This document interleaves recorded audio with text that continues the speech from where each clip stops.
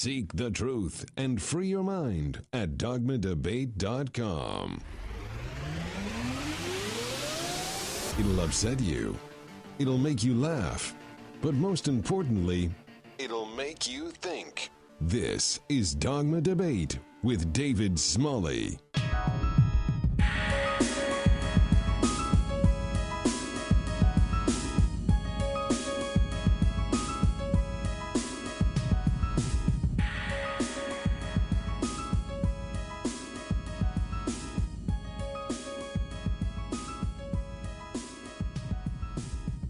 Today is Wednesday, July 1st, 2015. This is Dogma Debate. I'm your host, David Smalley. Today's show is going to be a fun one. We've got Bobby C. and Ashley coming up very soon from No Religion Required. And, of course, we're going to be hearing in just a moment from Kelly Damerow of the Secular Coalition for America. But I've got to tell you right now, this entire episode is going to be brought to you with limited commercial interruption by EvolveFish.com, where you can get fabulous secular swag for heathens and sheathens and get 15% off your entire purchase with the promo code DogmaDebate. Promo code Dogma Debate. Use that all one word on EvolveFish.com, 15% off, and it only happens at EvolveFish.com. Thank you to those folks for making this episode happen without having to take a whole bunch of commercial breaks. We are going to be updated with news by John Karff here in just a few minutes, but first, the people in my studio. Hello, Alix. Hi, David. Hello, Brandy. Hey. Hello, Donovan. Hello. People have been saying they want to hear a little bit more out of Brandy. And she recently did a guest spot on the Roscoe Show. Is that what he calls that? And people have been liking it a lot. So this particular issue of gay marriage, of the SCOTUS decision, has been a really hot-button issue for you. Yeah. And so it's not just something that's happened just because you happen to be interested in this topic. It's been very effective on your family and people on Facebook. For me, and I think Alix, we're connected with almost all secular people now. Yeah. We kind of went through our binge session of people dropping us off and running off and leaving us. But it's kind of new for Brandy. It's all happening fresh, and she's being outspoken. So Brandy's going to be more a part of this conversation than she ever has been of any other conversation. But later on, here in just a little bit, we're going to be talking with a Christian rapper known as Elias. He has a single out called Narrow Minds. We're going to play that song with him on the air, and we're going to pause it, talk about it, break it down. Usually I'm pausing songs and breaking it down without the artist on the air, and we're going to do it right here with them on the air, so it's going to be a lot of fun. He's going to talk to us about traditional marriage. Does gay marriage benefit society? And I'm going to talk to him a little bit about those things as well. I'm going to talk about some LGBT youth and bullying statistics. I'm going to get into some Trevor Project numbers from suicide statistics as well. And then here's the trigger warning. We have some stuff coming up tonight, some very offensive audio. Don't get me wrong. This show is designed today to celebrate the SCOTUS decision of legalizing same-sex marriage in all 50 states. It's absolutely phenomenal. If you're watching video right now at login.dogmadebate.com, you'll see that Donovan is in full costume, willing to celebrate this monumentous event. But let's stop for a second before I bring on our first guest and talk about what has happened just this past couple of weeks here. Gay marriage legalized in all 50 states. They lit up a rainbow set of lights on the White House. When I first saw that, I thought it was Photoshopped. I had no idea that they actually went through with that as real lights. They also voted and upheld the Affordable Care Act, or otherwise known as Obamacare. States all across the South are taking down the Confederate flag, and the Oklahoma Supreme Court voted to take the Ten Commandments off the state capitol grounds.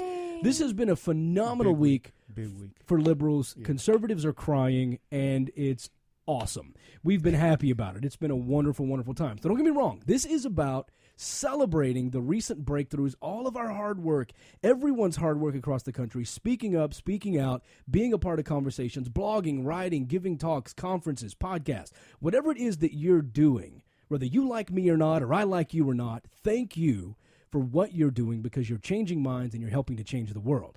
So this is to celebrate that. However, now that this has happened, we've seen them come out in droves in somewhat to the level of hatred, absolute vitriol. And some of them are family members, as Brandy has seen. Some of them are willing to disown you. But on the other hand, a lot of them are pastors. And one of our favorites that we've played on the show a couple of times, not a whole lot, Pastor Stephen Anderson went on quite the rant. And so we've got a whole lot of clips that we're going to play from him. But we're going to do it with our guest, the Christian rapper Elias, on the line to see where they actually separate, where they agree, where they disagree. But before we get into all that fun, I would love to introduce to you the coordinator for Gateway to Reason Conference coming up in St. Louis, which I will be at. Ladies and gentlemen, welcome Thomas True to the program. Thomas, thank you so much for joining us today. I definitely do appreciate it. How have you been, sir? Very good. I had a little computer problems last week, but all good to go this week. And while we're celebrating, let's not forget our friends to the north. Today is Canada Day. So. Oh, today's Canada Day? Yeah, July 1st. Oh. No, not O. Well, they had Gotcha. So tell us about Gateway to Reason. What is going on there? I kind of ran through it a little bit last week, but I think they need to hear it from you. Sure, absolutely. The Gateway to Reason Conference is the inaugural event here in St. Louis. It's held on the campus of the Washington University in St. Louis College or University. And we're hosting a very large and diverse group of speakers on July 31st to August 2nd. And just a good range of speakers. Tell us about who some of the speakers are. Well, we're going to be kicking it off with Jeremiah Camara, who is a filmmaker who is going to be screening the film Contradiction, which is a documentary showing the relationship of religion in the African American community and how that's a contradiction to their best interest. That's just my summation of it. I haven't seen it yet, and I'm going to see it when it's at the convention. Starting off with some of the regular speakers, on Friday we have Russell Glasser from the Nonprofits and the Atheist Experience. Arn Ra, of course, from the Ramen Podcast, and he's a well-known YouTube blogger. Never heard of him. Never heard of him. Matt Dillahunty, of course, and Seth Andrews, with the three of them. They are sometimes referred to as the Unholy Trinity. Yes, Matt, again. Wait. Are they all three going like back to back, just like the Unholy Trinity tour? Yeah. That's awesome. Yeah. So that's going to be kicking off Friday, right before the VIP event, which starts at 7 o'clock, which will be a lot of fun as well. Then the next day, Saturday, we started off at 9 o'clock. Don't want to start too early, but not too late. JT Everhart's going to be starting us off at 9 o'clock. His blog is What Would JT Do? Teresa McBain, of course, was the Atheist of the Year, and I think that was for 2012. Quantum physicist from Washington University, Cater Murch, will be speaking. Get some science in while we're at the Washington University campus.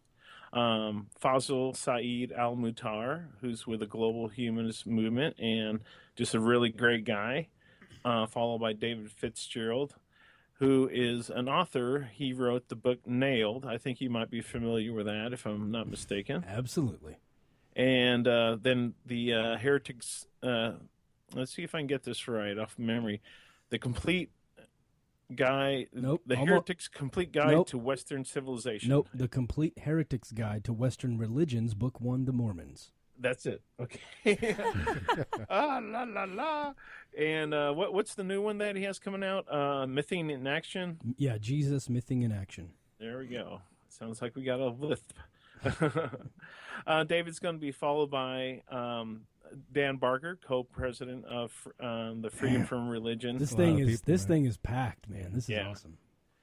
And Sarah Moorhead, who was 2013's Atheist of the Year, she is going to be also organizing the next Reason Rally. So very excited to have her. She's also involved with the Hotline Project.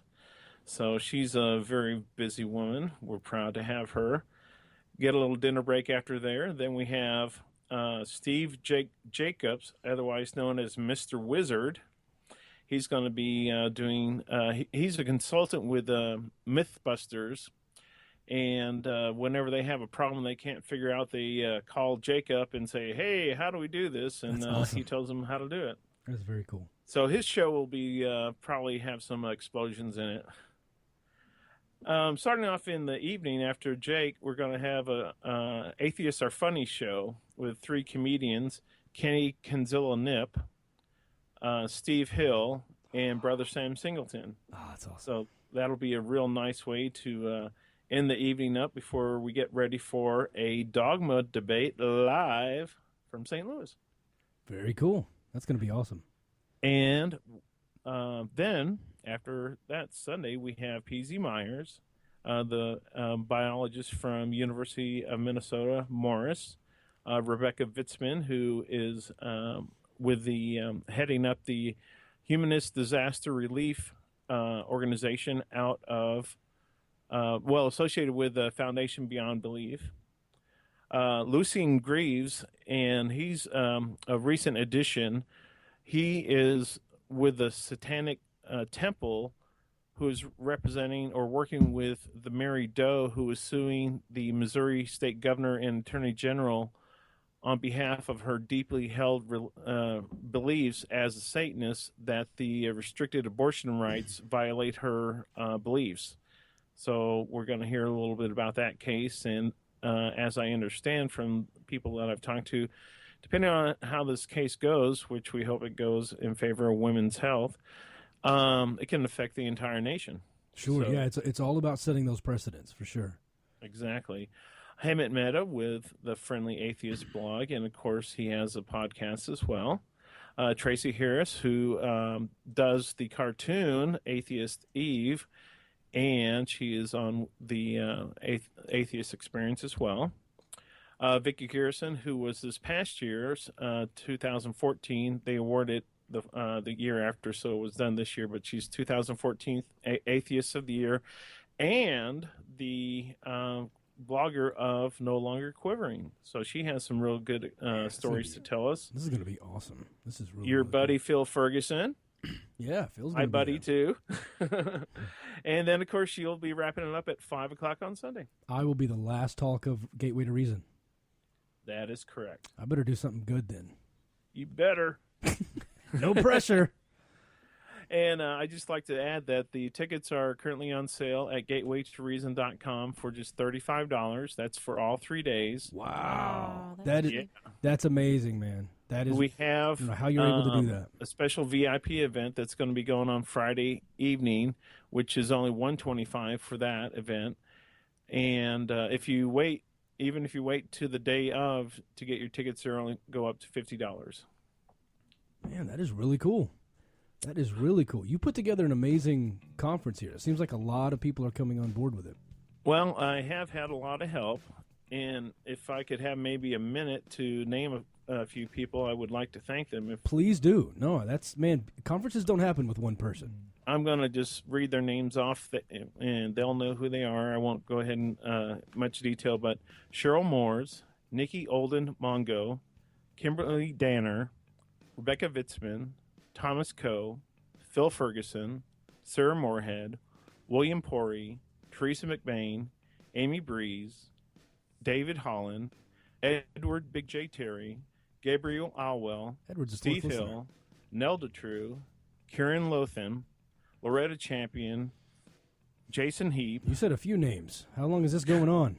About 2 more. Susan Corbett, Tom, and Margaret Kellogg. Of course, we can't forget Tom and Margaret for all the help they're doing with Evolve Fish. That's right. Yeah, Tom, they're actually the sponsor for this show, making sure we keep a bunch of commercials out of it. So I'm looking forward to seeing them. And I think they're going to have some of our content there from secularmediastore.com as well. They're going to have some of our products there for people to buy. So I'm really looking forward to that, too. Are the pink shirts going to be there? I don't know. We'll have to ask Tom. Okay. I believe he was going to. Last time I talked to him, I think he was going to bring quite a few shirts. So. Yeah. Okay. Awesome. Well, Thomas, thank you so much for everything that you're doing. Give folks the website, how they can get all signed up. All right. Yeah. Again, it's gatewaytoreason.com. On every page, no matter where you land, we'll have at the very bottom a link to get tickets. It'll take you to Eventbrite, and you make your purchase there. You'll get a confirmation through your email. We will also have confirmation when you check in. And, of course, again, with Tom and Margaret Kellogg at Evolvefish, we do have items that you can purchase through the partners page, including like T-shirts, mugs, patches, all kinds of bumper stickers. One of the bumper stickers that I've made up is called Prayer When You Care Enough to Do the Very Least. Excellent. Wow. So. All right. All right, Thomas.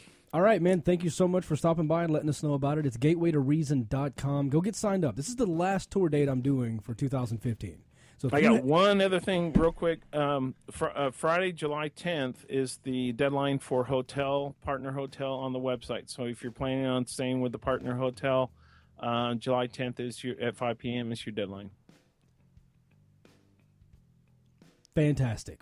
Gatewaytoreason.com. Go check it out. Get your tickets. I'll be there doing a live show. I'm giving a talk on Sunday, and I can't wait to see you all out there. Thomas, thank you so much. You're welcome. Ladies and gentlemen, Thomas True. This is normally where we would take a commercial break. You know that? Yes. We take a break, bring on a new guest, but thanks to evolvefish.com, that's not happening. Please join me in welcoming Kelly Damerow to the show. Hi. Hello, Kelly. How are you? I'm doing well, although I really want to go to St. Louis now. Well, come on. There's room. There's time. Let's make it happen. Yeah. So you folks over at Secular Coalition for America must be pretty happy in light of the recent news. I mean, it never gets slow, but it's been an especially busy week. That is awesome. So I've noticed that there are, individual states, individual places that are flat out refusing to give marriage certificates. They're not issuing marriage licenses. And even in the counties where they are doing it, the justices have the right, in Texas at least, to say, I don't want to do your wedding. So I'm volunteering to do them. I'm on file with a local county here close to my house. But I called Dallas County. Let me tell you this quick story. I called Dallas County and said, hey, is there an issue right now with people refusing to give marriage certificates or marriage licenses? And she said, I called the county clerk's office. She said, nope, we're giving the licenses out just like we're supposed to. And I said, okay, and because I was going to tell her I'm a humanist celebrant and I wanted to volunteer my services if people weren't actually doing the marriages afterwards. So then I said, I noticed that the governor is encouraging justices of the peace, if they do not want to perform the weddings, that they can refuse. And I said, do you know if that's happening or not? Because I would like to come down and volunteer my services. She says to me, we are issuing the marriage licenses because it's the law. And she hung up on me. Well. So I don't know what's going on. They're getting their... but we aren't happy about it. Right. Basically the implication there. He's giving them the out. I did the same thing, actually. He's giving them the out, but people aren't taking it, right? Because they know that it's the law. It's not the first time we've had issues with our governors, kind of overreaching, though. I don't understand why they think performing the marriage ceremony between two other people by doing their job, how is that a violation of their religious liberties? They're not being forced to marry a gay person. But you're enabling it. And you're not enabling it, then don't have that job. Exactly. Quit. Find a new job. Yeah. Okay, Kelly, I'm sorry. I didn't mean to take up your time. No, that's what's happening, and it was pretty illegal before the decision on Friday, and it's extremely illegal now for them to deny these marriage licenses. Really? So it's not okay. So they can't just say this is against my religious liberties. I'm going to walk away. Now wait a minute. Yeah. Wait a minute. And the Texas Attorney General can't say that it's their option. It's not. But wait, they don't have that. But wait, right? but not just the licenses. Forget the licenses. Let's say that the clerk goes through the process. They give them the license. Is it legal for the justice of the peace to say I refuse to take part in this marriage? It's illegal for a judge or a public official. For a justice of the peace, aren't they judges? I'd have to look and see if they're considered public officials or not. I don't think they are considered public officials. Well, But they're not for a elected, judge, yeah, it would be illegal for a judge to say no. Interesting. Okay. All right. So what do you have for us this week? All right, so federally related to the response to the same-sex marriage ruling, Congress's biggest religious freedom champions, they introduced this bill, and it's all these misleading names we've seen in the past few years. This one's called the First Amendment Defense Act, and this is in response to the historic ruling on same-sex marriage. Okay. The purpose of this bill is to protect the tax-exempt status or government contract or any other federal benefit of individuals who don't want to comply with the court's ruling, or organizations for that matter. So the Family Research Council sent out an email in support of this, urging their members to contact their legislators to, quote, prevent federal discrimination against those who support natural marriage. What this bill's actually going to do, if it was enacted, would be to allow for sweeping taxpayer-funded discrimination against same-sex couples and their children, all while calling it religious liberty. Wow. So we know First Amendment protects freedom of and from religion, not special privileges of the religiously affiliated at the expense of what we now or very clearly know are fundamental rights of other Americans. So we sent out an action alert about this today, just a few hours ago, and we're asking everyone to contact their members of Congress and their senators and tell them not to support this bill. Yep, I've already done it, and it took less than 5 seconds. I did it from my phone. It was so easy. We call it activism made easy. Maybe we should even shorten that. Just activism for idiots, like that book series. It's dummies, not idiots. You just offended like 1 million people. Then I guess we'll stick with activism made easy. There we go. Two That was clicks, awesome. you're done. Listen, there are a lot of dummies out there that are actually calling their members of Congress all day, every day, and we need to speak up for the educated population, the people who want science and evidence-based legislation. Definitely. So what's going on with this California vaccination thing? I have no idea what's happening, but I've heard lots of rumors. More good news coming out this week. In California, children and public health actually won out over these fringe religious views. So Governor Jerry Brown, he signed into law Senate Bill 277, and this removes personal and religious beliefs as reasons to exempt children from vaccinations.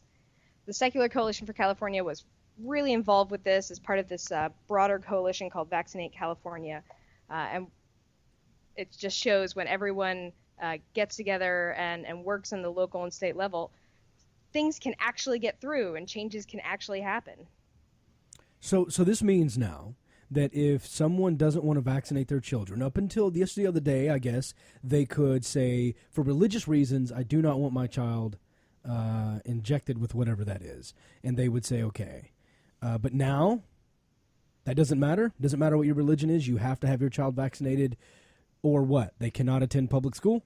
Exactly. It's for school admission. The only way you can get out of it now is if you have a doctor's note saying that your child has a medical reason that they can't get the vaccination, which is a medically valid reason. Of course, we'd allow that, but no more, I have a personal objection to this or my religion's against it.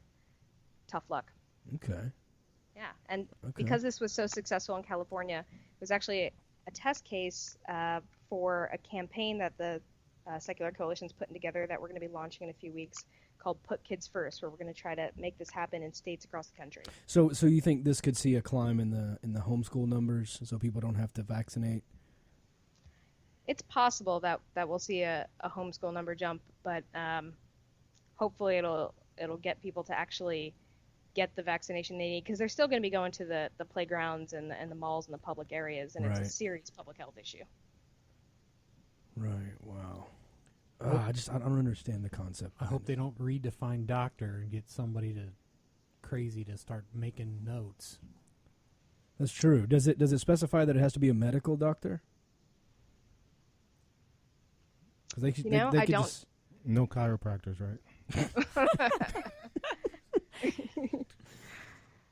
I don't know. I know they removed those exemptions from the law and there was a medical exemption already there, and that's how it's been implemented, was by doctor's note. But we'll have to see what kind of crazy bend over backwards loopholes. My daddy has a Juris Doctorate. Can he sign it? No. No, your daddy's a lawyer. He cannot sign it. It's going to be a whole new industry for Dr. Dre. Wow. Okay, what else you got, Kelly? More good news. So Senator Patty Murray introduced the Evidence-Based Policymaking Commission Act last week. A mouthful, but good stuff. This bill would establish a 15-member committee of academic researchers and experts. And the committee would study and improve the method and the quality of data that they use in federal policymaking. So instead of people pulling these crazy numbers out of nowhere and you don't know what methodology was used, and it's like a sample source of like 5 people, Right. This would actually have a panel of experts bringing all the good data together, saying, nah, that doesn't qualify, and building a source for all the quality data for the federal policymaking. It's one of those things where you come up with something on your own and then they invent it 5 years later, or it's always happened. I said this so long ago. I said, look, in every company I've ever worked for, there's a panel of experts you go to, and you don't try to solve all the problems. You say, here's the problem we've identified.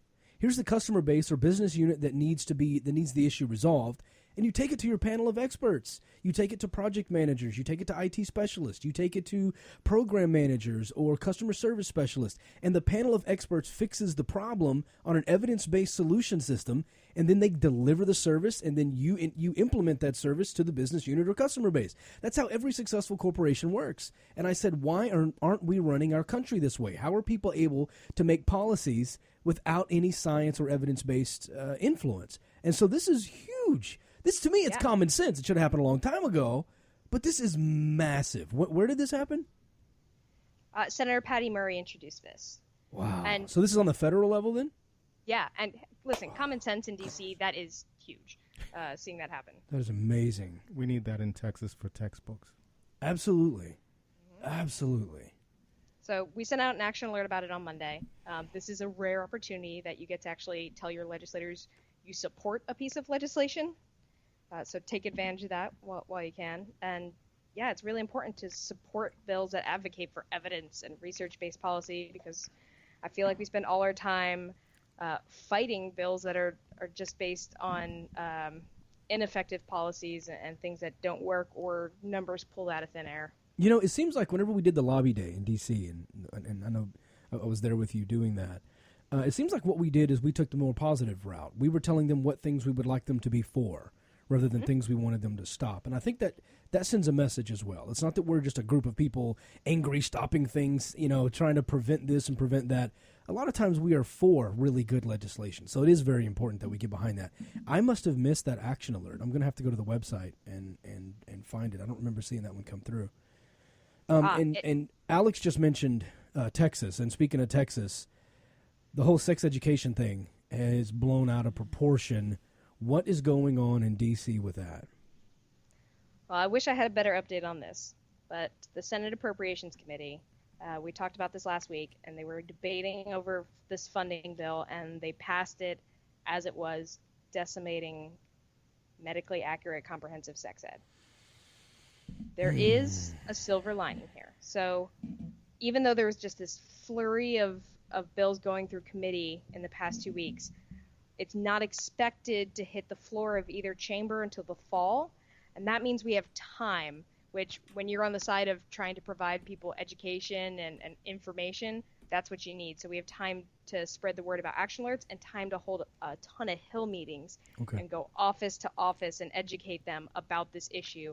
Because when you have a huge funding bill like this, these sort of numbers can get lost in there. So we can go and point it out to them and make sure that they see that this is happening. Yeah, definitely.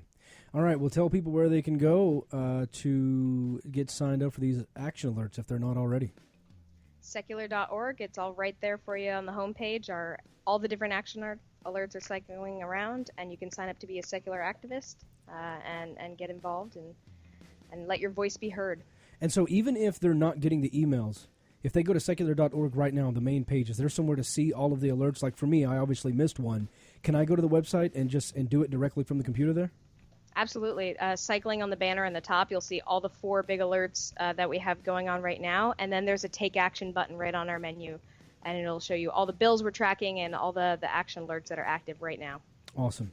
All right, Kelly, thank you so much. We'll talk to you next week. Thanks for having me. Ladies and gentlemen, Kelly Damerow from the Secular Coalition for America. It's so important that We have a listener from California Yeah. in the chat room who wanted us to know that they have a coworker who's so proud to announce that he's taking his unvaccinated child to her first rally for health freedom in San Francisco where they will protest this bill. I didn't even know that existed. Didn't have a date or time. Unvaccinated? Yeah. And to protest having to be vaccinated. Stay the hell away from that place. They could all be infected, and you would never know it. I smell zombie apocalypse. Oh, I just wish it was more science-based. I just wish people would not be so emotional about these things. Really, that's all it comes down to. You know what I mean? Yeah, but it's, when it comes to children's health, people get a little freaky, man. I mean, I expect it. I mean, I take a look at my kids, and wouldn't you want to protect your kids from any and everything, especially big bad government, right? I mean, they're trying to, all you got to do is look at, well, please don't read any of the Alex Jones conspiracy. Oh, wait a minute. Stuff, right? Wait a minute. I just figured it out. Alex Jules? Hold on. Jones. Oh, Jones. Hold on. Jones. I just figured something out. All we have to do is create a placebo vaccination for chemtrails. And they'll all just go. And we'll make a fortune. They'll just show up. Tell them it's for chemtrails. Don't even tell them it's for measles. Just tell them it's protect you from chemtrails. Hey, we have liquidized. Is that a... Sure. Can I use that word? Sure. Liquidized the foil hat.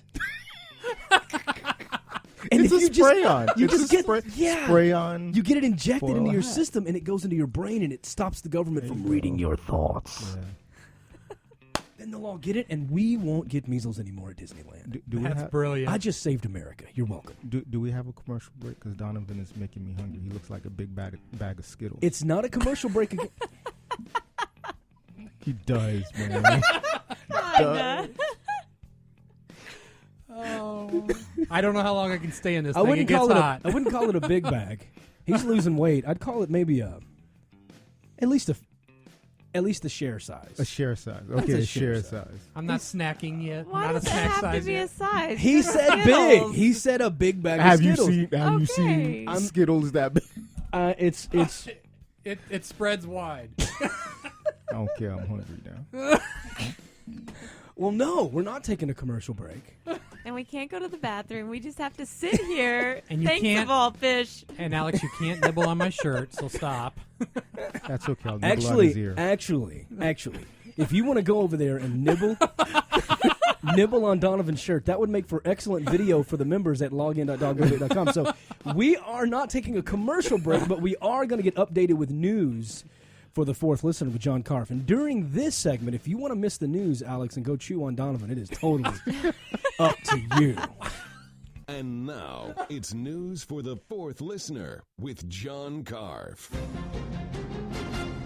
This is News for the Fourth Listener, brought to you by Secular News Network and sponsored by Evolve Fish, secular swag for heathens and sheathens. You can get 15% off your entire purchase with the promo code DOGMADEBATE, only at evolvefish.com. Today is all about the Supreme Court's ruling in favor of gay marriage and the religious rights response. End Times radio host Rick Wiles said on his True News radio program Monday that he made an appearance in Washington, D.C. on Friday to warn people celebrating the Supreme Court's decision striking down state bans on same-sex marriage that the country, as a result of the court ruling, will soon face divine destruction. This will be his final warning call as a prophetic watchman. I wonder if that means he's going away. Yeah, well, fat chance. Last Friday's Supreme Court decision was not a surprise. The Holy Spirit had prepared me for it years ago. He showed me that America had already crossed the line into rebellion and debauchery. Judgment is certain. After departing on Friday afternoon, I stopped in Washington, D.C. and spoke prophetically to America. And the American people have dealt treacherously with the Lord. You and I grew up enjoying the blessings that God bestowed on this land because of the faithfulness and dedication of previous generations of upright men and women. We've been living on the fumes of their blessings. The vapor fumes are nearly exhausted, and this nation will suffocate. We will soon reap the whirlwind of several generations of rebellion. I felt impressed by the Holy Spirit to verbally release the Word of God to Washington, D.C. and America. On Friday afternoon, I read aloud to the city the entire 50th chapter of Jeremiah. The Lord had shown me that America is morphing into Babylon. I will say this to you. The metamorphic transformation is complete. Rick seems to be enamored with fumes. You know, Brian Fisher says we are now Sodom and Gomorrah, but Rick thinks we are now Babylon. I wish Jesus would make up their minds. Continuing, in an amazing attempt to tie together the last few weeks in the news into one news story, Republican Representative Glenn Grothman of Wisconsin on Friday discussed the Supreme Court's ruling striking down state bans on same-sex marriage, saying it was an affront to the Americans who died in the Civil War because it was a strong religious war to further a Christian lifestyle. Which Christian lifestyle? Well, listen to this. The Supreme Court looked at, I believe it was the 14th Amendment to the Constitution, to decide that local units of government had no choice in the matter, and from here on out, gay marriage is going to be legal in all 50 states, all counties, all everything. It is worth remembering that the 14th Amendment of the Constitution was ratified after the Civil War and was, in fact, kind of the culmination of the Civil War. In the Civil War, over 600,000 people died, and it was a much more religious country, and I think a lot of people who died fighting in that war felt they died fighting for a religious cause. I think it would shock those people who died in that war to find out that the constitutional amendment, which was ratified kind of as the culmination of their great efforts, would be 150 years later used by these 5 arrogant rogue people to take this constitutional amendment and say that that constitutional amendment that was drafted after the Civil War, in fact, was an amendment designed to say that same-sex marriage had to be illegal. It was an amendment drafted by a people who felt they had just engaged in a strong religious war to further a Christian lifestyle by getting rid of slavery. Right. They were trying to further a Christian lifestyle by ending slavery, except for those Christians dressed in gray who were trying to further a Christian lifestyle that included slavery. Finally, in a discussion yesterday on American Family Radio's Sandy Rios in the Morning, Rios and anti-gay pastor Erwin Lutzer warned that marriage equality will turn America into the Soviet Union as children in public schools who embrace, quote, sexual confusion will become informants on their parents who will eventually be carted off by the government. I'm sure that those children understand that they are being indoctrinated in ways, I'm sure, that would be equivalent to Russia of years ago, because these children are going to take their own sexual confusion into their families and into their relationships, and it's just going to exponentially multiply. You know, it reminds me of the old Soviet Union when we used to hear stories about how kids would be, indoctrinated all day at school, and then they go home and their parents could only whisper their true beliefs to the kids, and then the kids were asked to tattle if they were teaching anything other than what the state was teaching, and parental influence dwindled. And when I went back after the Soviet Union broke up, I heard repeatedly that the reason people still knew about God was because their grandmothers had told them about God. And that's, I think, what we're going to be facing. Our children are going to be so deluged, they already are, in culture, that it's going to create a huge line between us and our children. It would be impossible, really, for a Christian child to go to a school without being infected by the terrible teaching that that child is going to receive. Well, it's not beyond reason to think that the time will come when parents of homeschool children, religious parents, will be diagnosed as culturally intolerant, and therefore, as a result, their children will be taken away from them. Yes, Erwin Lutzer believes that Christian children will be infected by reason. I always assumed that there were just so many times that you could cry apocalypse before people ignored you, but apparently they're nowhere near being finished with that meme. So this week, Rick Wiles says we're living on God's fumes and we're doomed. Doomed, I tell you. Republican Representative Glenn Grothman of Wisconsin says that he knows how Civil War soldiers who died fighting would feel about the Supreme Court because they were fighting for Jesus. And Sandy Rios thinks that we're in the Soviet Union and then they're coming to take your kids. You may facepalm now. This has been News for the Fourth Listener, brought to you by Secular News Network and sponsored by Evolve Fish. Secular swag for heathens and sheathens. You can get 15% off your entire purchase with the promo code DogmaDebate. Only at evolvefish.com. For Secular News Network, I'm John Carr.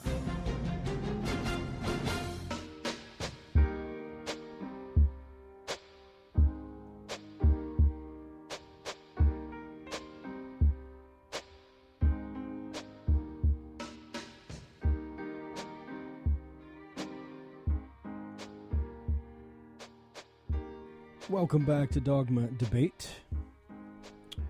Still have not taken a commercial break, and we are 40 minutes in. We'd normally be coming back from our second commercial break right now. Almost third, actually. We're doing it every about 15 minutes. So thank you to evolvefish.com for making this happen.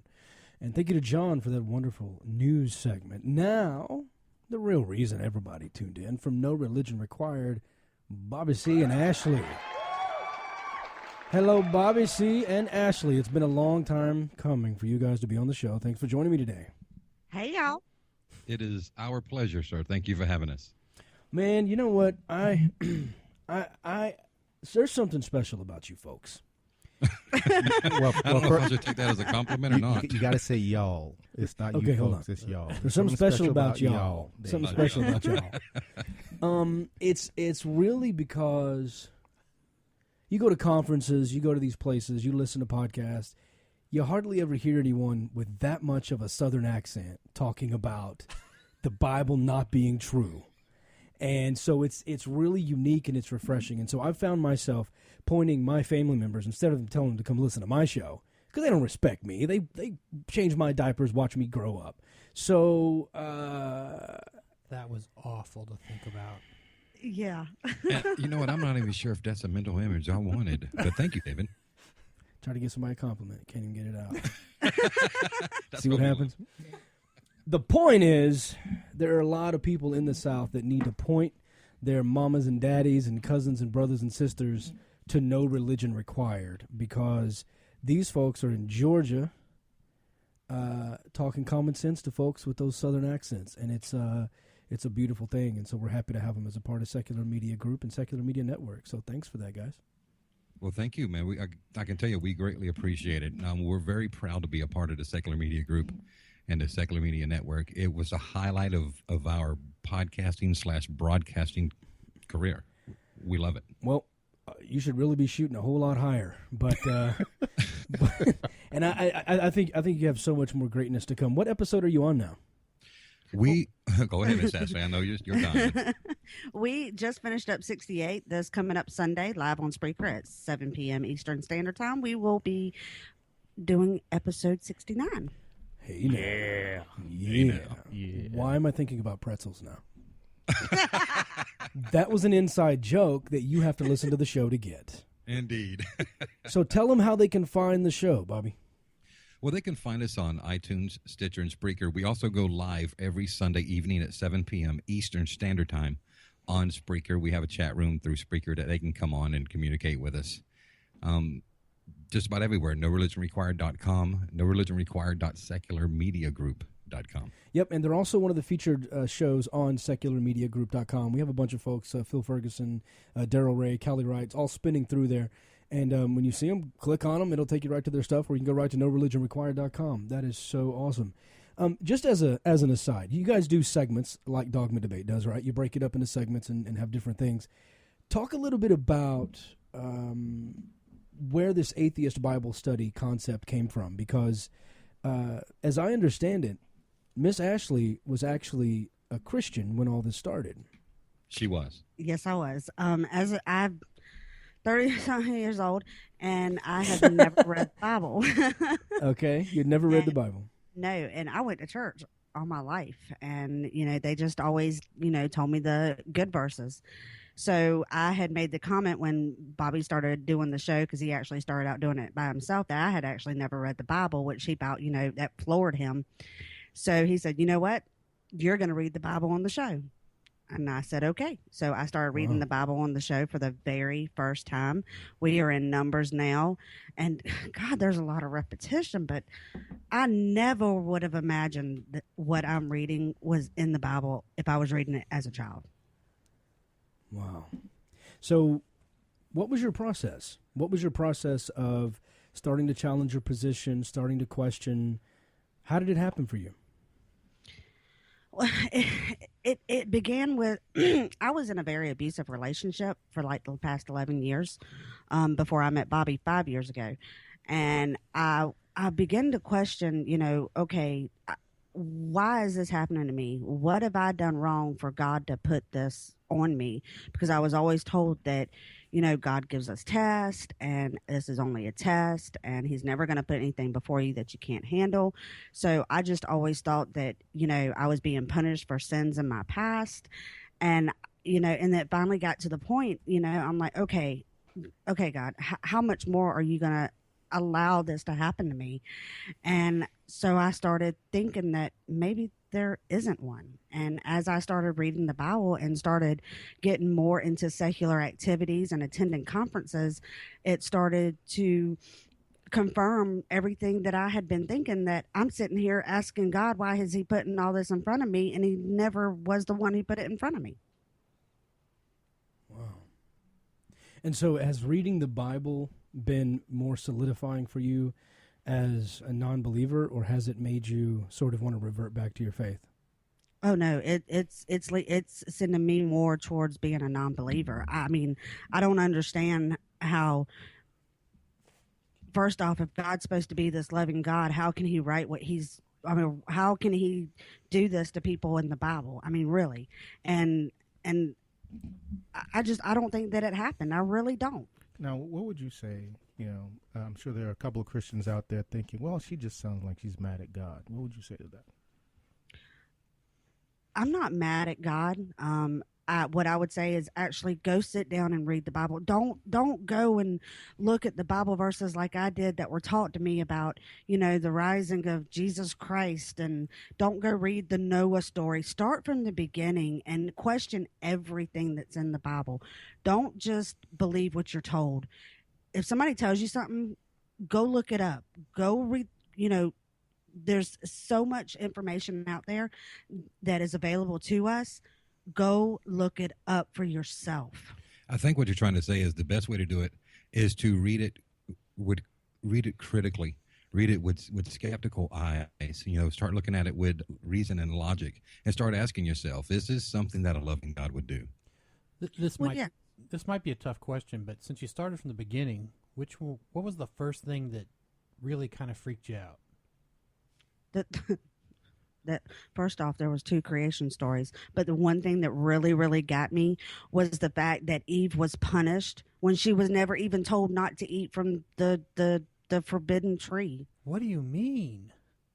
Well, she wasn't there. And better yet, why didn't Adam? It was Adam's responsibility to go tell her. Why didn't Adam go tell her?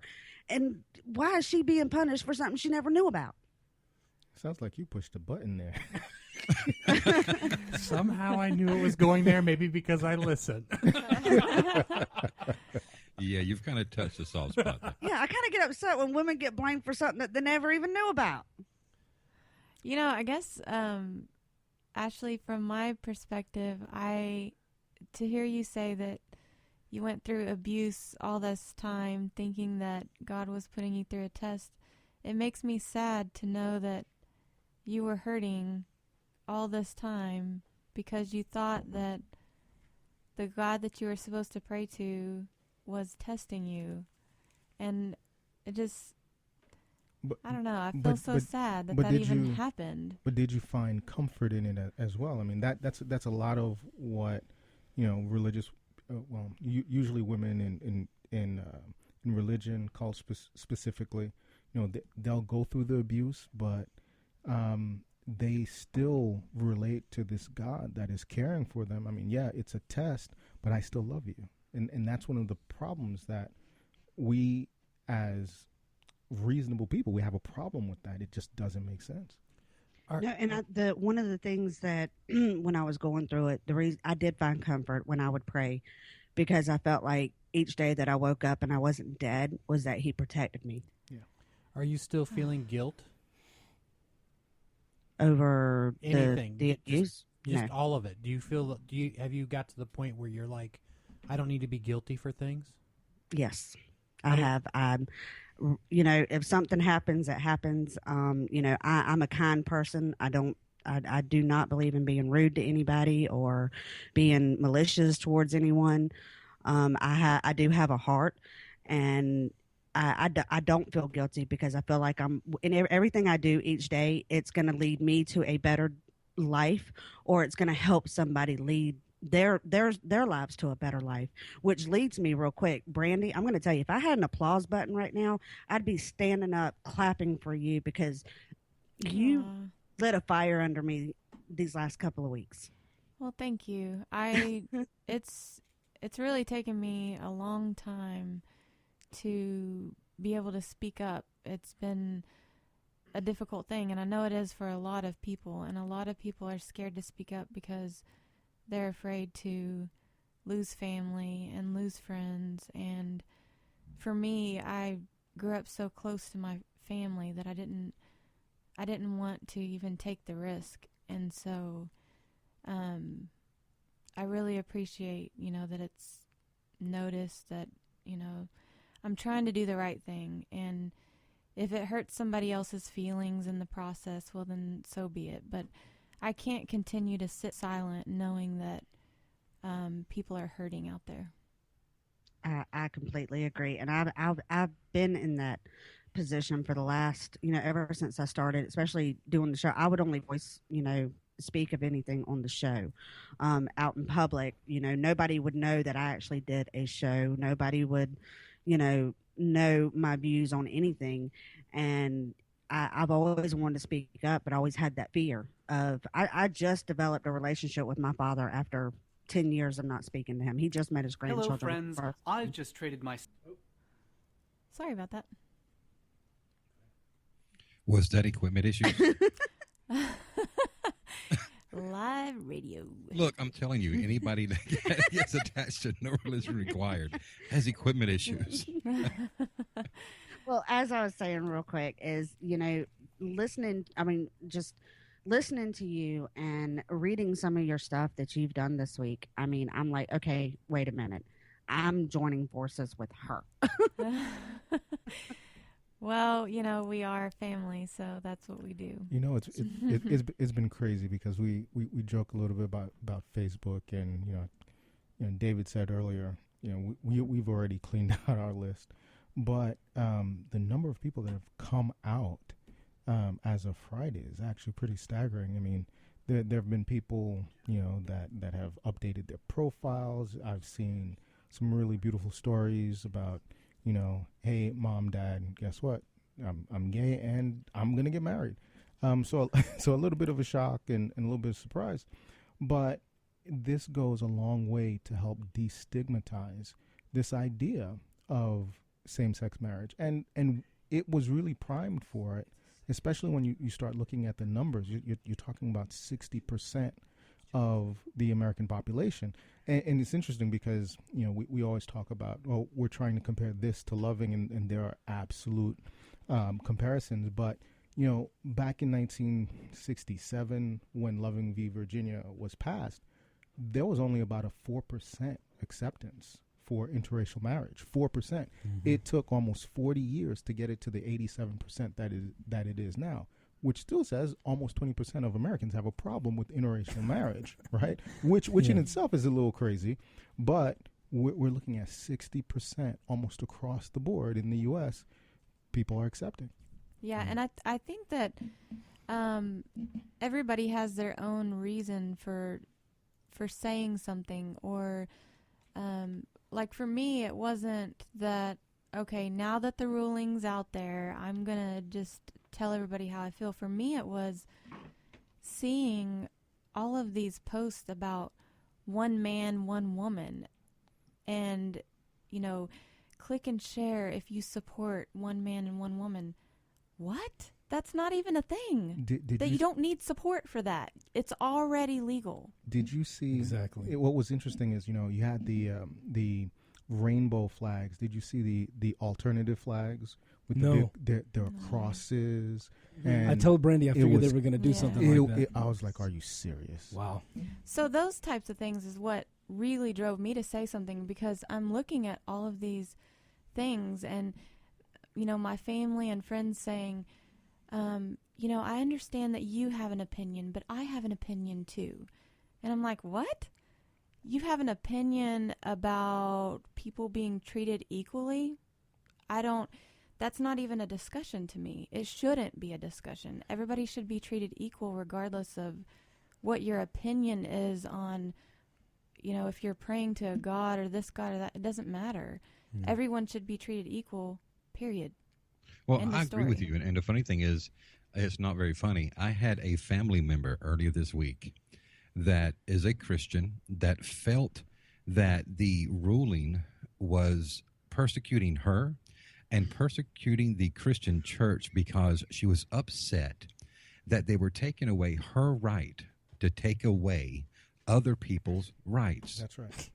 Okay, That's now, right. yes, Wow. you heard that. That is mind-blowing. No, it makes perfect sense in the Christian mind, because I mean, when you start looking at even us as secular people saying, hey, we just want equality, what they hear is, you're telling me that I have to limit my ability to proselytize. I have to limit the amount of influence that my religion has on you. So for them, it makes perfect sense. And especially if you start to accept the idea that marriage is a divine institution, it completely jives. It's reasonable, or it's rationalized in their heads, right? So now you are attacking that idea. And for them, like I said, marriage is an institution. It's a religious institution. I guess that's where I disconnect, because for me, growing up in a non-religious household, of course, I wasn't taught to be a non-believer. I just wasn't taught to be a believer either. So that's where I disconnect, because I've always been taught to treat everyone equally. It was never a question. So I don't get that. I don't understand how it's okay for all of these people to feel privileged, like they should have something that somebody else can't have. That's not fair. They're chosen. Well, if you think about it, how sad is it that a majority, you figure over 80% of this country consider themselves Christians, and how sad is it that the majority can be persecuted by the minority? Yeah. How sad is that? Yeah. I mean, how weak is your faith? Yeah. And it's sad to me. And when I questioned her about, wait a minute, why do you want to take other people's rights? How is that fair to them? How would you feel if the Supreme Court made a ruling that you as a Christian are now not allowed to be married? How would you feel? Well, that's the thing, is that they don't have to think about it if they're not gay, or they're not lesbian, or they're not whatever. I don't get how you could be offended that someone else has the same equal right that you have. If you have it, why would you be opposed to somebody else having it? Yeah, but I think the difference between us and them, Brandy, is that if the Supreme Court took away that right for them, we would join them in protesting because they have that right. They should have that right. Right. But we don't see any of them out there protesting with us for our rights. One of the things that I've absolutely seen this last week is the discordant in the arguments. And even some of the more progressive Christian friends, and I only have a few, I'll admit it, they have always said how accepting they are. And what I have come to see or come to find is, no, you haven't been accepting, you've been tolerating. And Exactly. So on Friday, the Supreme Court crossed that line. And so now you're telling me that I now have to accept it. I just don't have to tolerate. I have to accept it. And that's a line people are they're very upset about. Absolutely. So just real quick. Oh, sorry, Donovan, go ahead. So the thing I'm hearing is SCOTUS basically telling us what our morals are now? That's the thing I keep hearing. How do you guys feel about that? Yeah, I keep hearing a lot of people say Supreme Court didn't define marriage to begin with, and they can't redefine it. I don't care this and that. I don't care about this. It doesn't matter. I don't care if you think. And this makes people so angry. It makes people just so upset that so many Christians are going, oh, it's not my place to judge. That's up to God. Now it's almost like the gloves are off. People are saying, I don't care. There's a woman named Becky who posted this video, and here's a little clip of her video. This is a really sad day for me today, and it's a very sad day for a lot of Christ followers, because today our government decided that everything that God created his church to be, as man, as woman, Adam and Eve, 5 justices decided that God was wrong. You know, I hear a lot of people say, you know, you Christians, you're not into the times. You're not into times. You know, you got to get it's 2015. God did not change. His word is truth. Your word isn't truth. My word isn't truth. God's word is truth. And God says that marriage is between a man and a woman. I don't care if you think I'm judging you. That's where we're going at this point. Yeah. That's where that we're is going. disgusting. That's where we're at. That's where we're at. I mean, I've been sitting here and my mouth is wide open. I'm like, what? It makes me literally sick to my stomach. It makes my stomach turn. I can't even understand. But look, when you feel like the creator of the universe is your best friend in a personal relationship, you feel invincible. You feel it's okay to be racist. It's okay to be sexist. It's okay to be homophobic. And I don't care what you think about me because I'm right with God. Who are you? You're nothing to me. God gave me permission to think this way. Absolutely. Yeah. But do you care about other human beings? Because that's who we're talking about here. That's not the point, right? Because it is a self-centered view, right? There's me and then there's everybody else. But first there's me and my relationship with God. First there's God. I'm second. That's right. Yeah. I thought I can't. Oh. No. But I am fourth. I am fourth. Nice. Yeah, Bobby. Nice job. Nice plug. You know what? You get to tell them that website again. What is that website, Bobby? The website is noreligionrequired.com. You can find us at noreligionrequired.secularmediagroup.com. And we are live every Sunday evening at 7 p.m. Eastern on Spreaker. And they never have technical issues. That is a lie, but that's okay. And we never have technical problems either. Nope. No. In fact, that's why we love you. You fit in great with us. Yeah, that's right. Well, guys, thanks so much for being part of the show. I really hope everybody checks this out. Now, look, this is one show that you can share with your mom and dad because it's a show where it just sounds like your aunt and uncle sitting around the Thanksgiving table talking about stuff. But they're talking about real stuff. They're talking about change. They're talking about making a difference.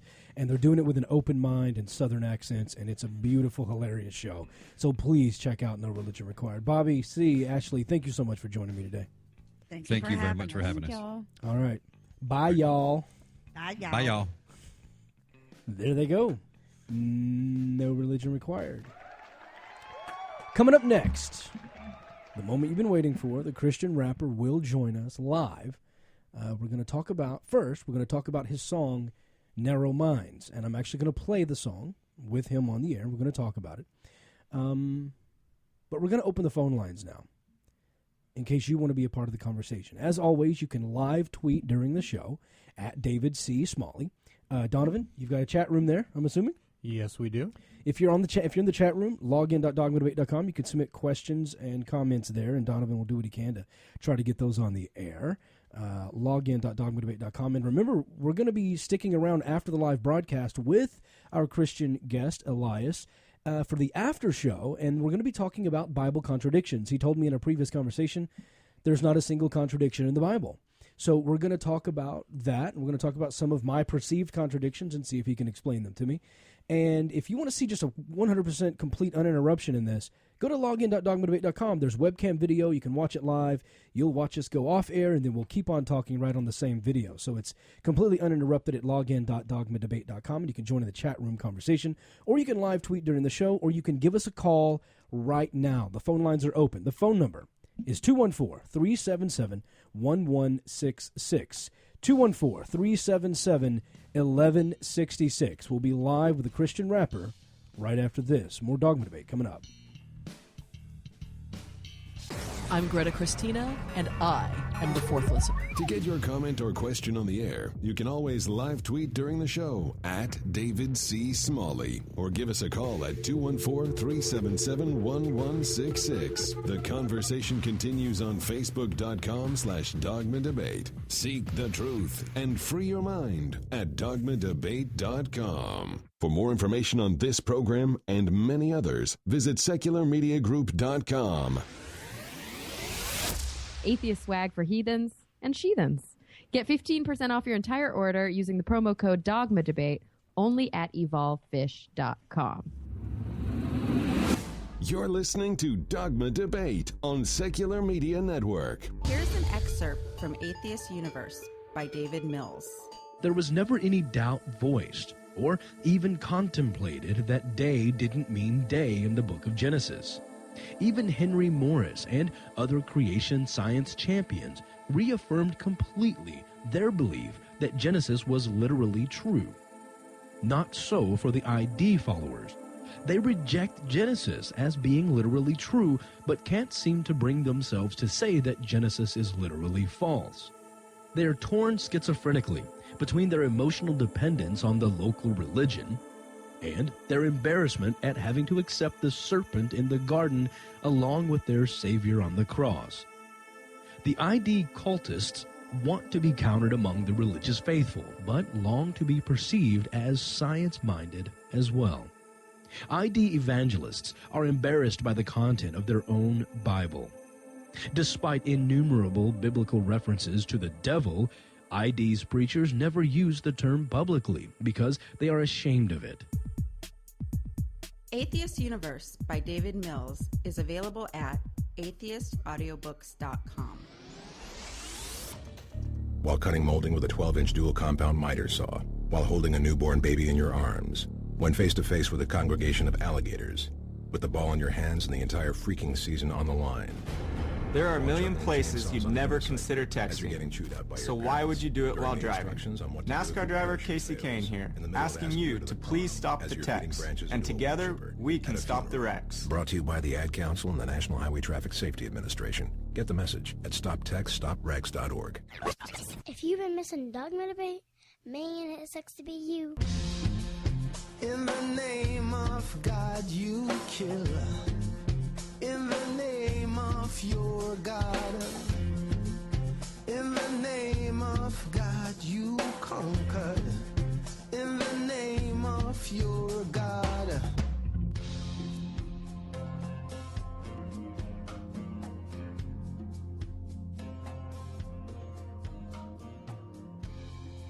Welcome back to Dogma Debate. That was the first commercial break. An hour and 12 minutes, something like that. I don't know. Thanks, Evolvefish. Yeah, thank you, Evolvefish. Evolvefish.com, by the way. I'm sorry, did you need me to mute your mic, Alix? Okay. What's that? Oh, you muted Go ahead, what, Donovan? I said no sexy voice for 2 seconds. Can we live with it? He's been messing with my voice the last 2 episodes. He's been messing with my voice. See? Okay, well, this is gonna be a long strap in or on, whatever your preference is. There you go. You got to get buckled in for this. It's gonna be an interesting ride, folks. So talk. Let me go ahead and introduce you now to our Christian rapper guest, Elias, ladies and gentlemen. Hello, Elias. How are you, sir? Hey, what's good, bro? Man, we're doing pretty good. We're doing fantastic.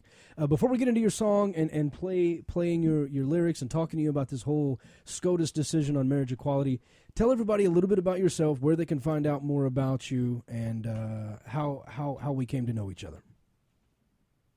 Okay. So yeah, I'm first and foremost, I'm a born again Christian. I'm a husband to one beautiful wife of 12 years. I got 3 daughters. You could look more about me on letscarryit.org. And so yeah, man, I'm a evangelist, a disciple maker, and just love spreading the fame of Jesus, bro. Okay, and where are you from? I'm originally from Brooklyn, New York. Okay. Yeah, I'm from Brooklyn, yo. Really? What part of Brooklyn? From Bay Ridge. Oh, okay.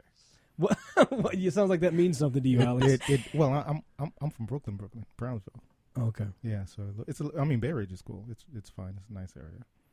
Cool. All right. Well, tell us a little bit about what inspired you to write the song "Narrow Minds." Are you talking to the one about the video? Yeah. That's the song I have. So the whole concept of the album is called Narrow Minded. And so I was just rocked by, just looking at liberal Christianity and seeing how so many people was compromising their faith, and seeing that when you look at the life and personal work of Jesus, that Jesus was narrow-minded. You see in John 14:6, he says, I am the way, I am the truth, and I am the life. No one gets to the Father except through me. And so as believers, of course, not arrogant, not prideful, but in a humble way, we're narrow-minded. And if you want to be real, if you listen to the whole album at the end, I have one of my brothers on there, Christian Apologetic. He says, everyone's narrow-minded. The Muslim believes what he believes, he's narrow-minded. Even you guys, atheists, you guys are narrow-minded because you believe there's no God. And so everyone is narrow-minded. And so that's the concept of the song, pleading with first encouraging the body of Christ to continue to be narrow-minded, that it's only salvation through Jesus Christ alone, by grace alone, through faith alone, in Christ alone. And for the unbeliever, pleading for them to turn from their wicked minds and to get this narrow mind that's only found in Jesus. Okay, now a quick lookup of the definition of narrow-minded says that it is not willing to listen to or tolerate other people's views or prejudice. Is that the way you mean it? Well, in the sense of if it's compromising the truth, no. So if somebody was to say, hey, man, look, I hear what you're saying, but you just, man, that's a little bit too dogmatic to just say that Jesus is the only way. Come on, man. Like, there has to be other ways. If there's that way, I would say definitely no. Because I don't stand on my own authority. I stand on the authority of Scripture. And so Jesus himself was narrow-minded. And so I would say if that's what the outcome of, I would have to take the persecution and say, hey, I'm willing to be narrow-minded as my Lord was. So one thing that I often say in discussions is I quote Aristotle, one of the great thinkers of history. And he said, it is the mark of an educated mind to entertain an idea without accepting it. Meaning you are listening, you are open to people, you are open to ideas, but you don't have to accept that idea. But the definition of narrow-minded, again, says not willing to listen to or tolerate other people's views or prejudice. And so do you feel it's more responsible to be narrow-minded or more responsible to be more like Aristotle and entertain people's ideas without accepting those ideas? I'll say both. Like I said, yeah, I'm not so prideful not to say, hey, I can't listen to nobody. I got the truth and nobody doesn't. Like, no, it's like I said before, it's not my truth. I was telling a brother the other day in Christ, I said, it pokes at me too if I'm out that side of that truth. Like, it's not Elias's truth, it's Christ's truth. When I was outside of the Christianity, it poked at me too. And so, yeah, but I would say, yeah, I listen, we talked, about 4 or 5 hours the other night. And so, right. Yeah, we chopped it up. I'm listening. But when it comes to compromising the truth, I don't see that in Scripture, that a true believer should compromise to shake hands and say, nah, we both, your truth and my truth. Nah, I don't see that in Scripture. You said when you were outside of Christianity, have you not always been a Christian? Actually, it's funny how, me and Dave was talking. He said he became an atheist by reading the Bible and growing. He grew up in church and he was a Christian. I was the opposite. I didn't grow up in church. I grew up in a pagan home. I'm half Hispanic, half Jewish, and actually my parents dabbled in a lot of witchcraft, and so I got saved by reading the Bible. I couldn't read. I had a special ed education. Long story short, my father died when I was 10 years old. I was born with a heart condition, and just a lot of depression, a lot of anxiety, even fear of death. Like, my father died at 34 years old. I'm like, man, dag, like if my dad dies at 34, what the heck gonna happen to me? I got a heart condition. My heart could give out any minute. And so I used to be fearful to sleep, paranoid of death. My conscience was piercing at me, all the wrong that I have did, not just against my neighbor, but against this holy God. And so now I wasn't always a Christian. I didn't grow up in a Christian home. I was on the phone the other day. I'll go ahead and tell you who it was. His name is Chris Matheson. He's the writer of the Bill and Ted series, Bill and Ted Excellent Adventures. Peter Boghossian connected us, and we're going to be working together, helping do some stuff together.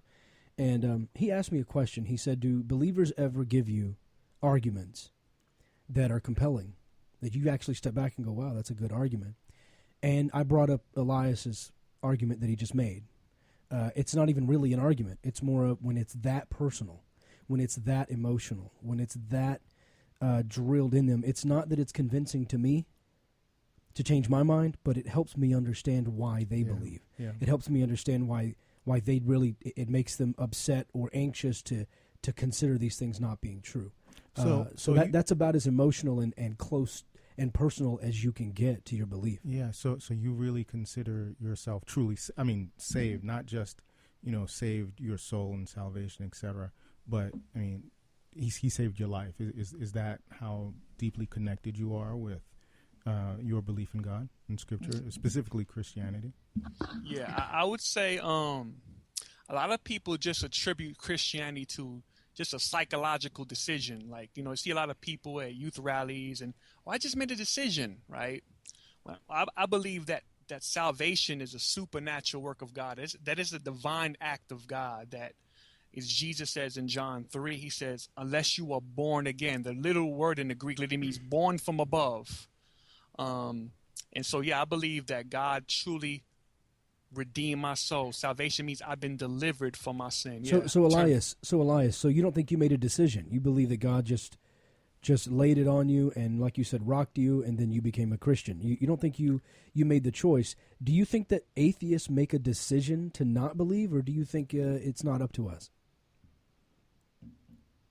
I would say, to be honest, and I know this sounds harsh, but as I say this in a loving way, I don't believe there's no such thing as an atheist.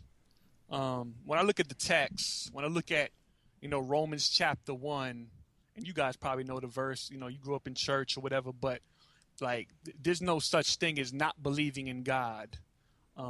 Even Romans chapter 2, Paul gets it in and speaks about pagans. He says that even they have conscience that bears witness with them, even that they don't have the law of God, but they act as they do because they have a conscience. My 2-year-old daughter, right? I always use this analogy. Like, I don't have to teach her how to lie. I don't have to teach her how to steal. And when she does those things, she knows she's wrong. She doesn't have the Holy Spirit.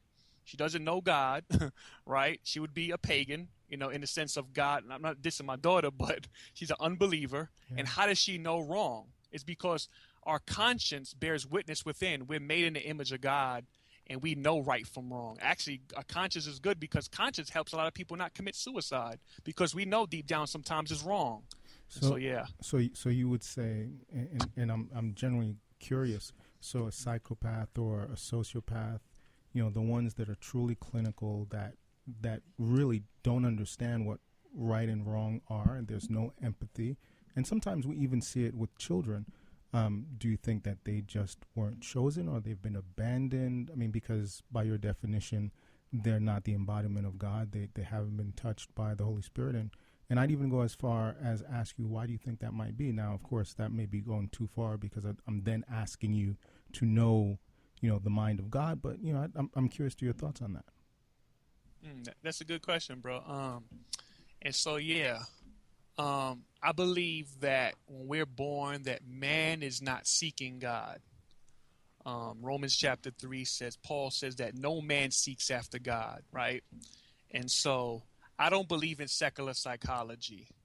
I believe that the main core issue of man's heart is deceitfully wicked, as it says in Jeremiah 17:9. As I just stated, I do not have to teach my daughter how to steal. All right, so hold on. So when you say you don't believe in secular psychology, you're saying that a guy with a PhD in psychology who approaches it from a cognitive behavioral standpoint, does the diagnosis and says, well, this person is incapable of feeling empathetic thoughts or feelings toward another individual. You just think that's all spiritual? You don't think that's actually a psychological issue? It's crazy that you said that. I got a dear brother of mine. Shout out to my brother Jamal. He actually works at West Central. It's a mental hospital, but he's a believer. And we was talking about these discussions last night on Skype. And I would say people have mental issues, but I say the core reason for those issues is because of depravity of mind. The mind is depraved. Okay. And yeah. So when we start looking at really children who, like to torture animals and maybe cut themselves or, may even kill other people. So you would say that, and I think as young as we can diagnose them as about 7 years old, right? Or schizophrenics, etc. You believe that's a depravity of mind and that's an absence of God. So I want some verification or validation on that. But then I also want, you have a brother that's a believer that works in a mental institution, and I'm sure he sees the meds that get doled out, etc. Obviously they have impact, unless you don't think that it's actually the meds and there's right. some type So if of it's supernatural. right, if it's depravity of mind, how could the medications help those people? So you got guys teaming on me. I didn't know it was gonna be two of y'all, but I just popped up out of He nowhere. actually did. I It's didn't. cool. It's actually dope, man. We brought him because he's from Brooklyn. Oh, that's cool. Hey, yeah. Hey, He's actually here to translate. I don't claim Brooklyn no more. I'm a down south boy. You heard? I'm Brooklyn till I die. Yeah, but I'm gonna answer first question. So so you're basically saying, yeah, and so like a person is cutting themselves. And then they take medication, and then they're able to contain that. If it's only depravity of mind, if it's only spiritual, if it's only absence of God, how could medications help with that? Yeah, and that's the thing. I'll be honest to humble myself and say, as me and my dude was, that's cool. Me and my dude was wrestling through this last night. Like, okay, I'm not saying like people do take meds and it does suppress. We was talking about people hear voices in their heads. We was talking about last night. But ultimately, the main solution to the problem is Jesus. That, when a person is cutting themselves or hurting other people, you look at Galatians chapter 6, when Paul lays out the works of the flesh. It's crazy. We was bugging off the text how banging the Bible is. Like it was saying that it says one of the works of the flesh is outburst of anger. He was like, dang, like I see that at my job. Envy, strife, stubbornness. Wait, hold on. Would an outburst of anger be depravity of mind? Yeah, like you just said, like if a person goes, like they lash out and they get angry, that's depravity. Well, you do realize that right after Jesus cursed the fig tree for not being in season, he walked over to the church, saw that people were making money, and it says that he got angry and started flipping over tables. Does that not warrant Jesus having depravity of mind? That's a good question, bro. All right, I'll let you think about it. I'm going to play your song. I want to play your song, and I want to pause it. Your volume went down a little bit. I'm not sure what happened. You may want to check that. I'm not sure if you moved away from the mic or something. Hello? Yeah, I raised it up. Okay, cool. All right, so this song is called Narrow Minds. I'm going to pause it here and there, ask you what the lyrics mean. Whenever I have a question, I'll stop it. Who's actually singing the hook on this track? What's her name? That's my sister in Christ, Jennifer Jackson. She goes to my church. Okay. So, yeah. All right. Yep. Well, here he goes.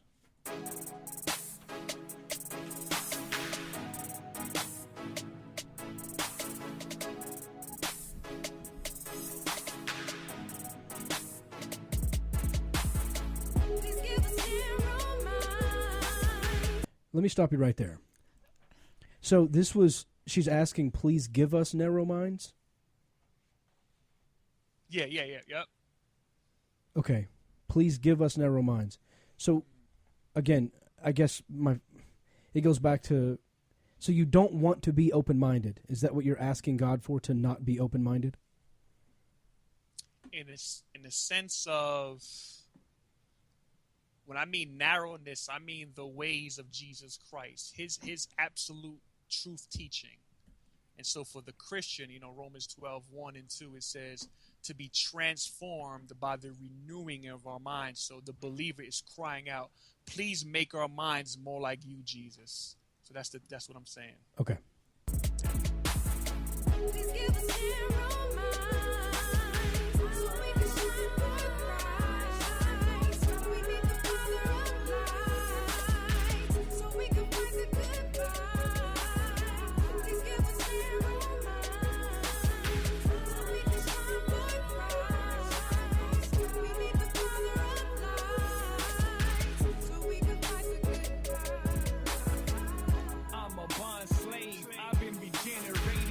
New nature, new thoughts. Consecrated, constantly praying like King David, the man of God, laying by the water streams. I call it dear living, chasing his heart.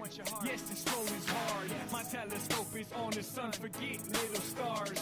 Pluto, Jupiter, Venus, and even puny Mars.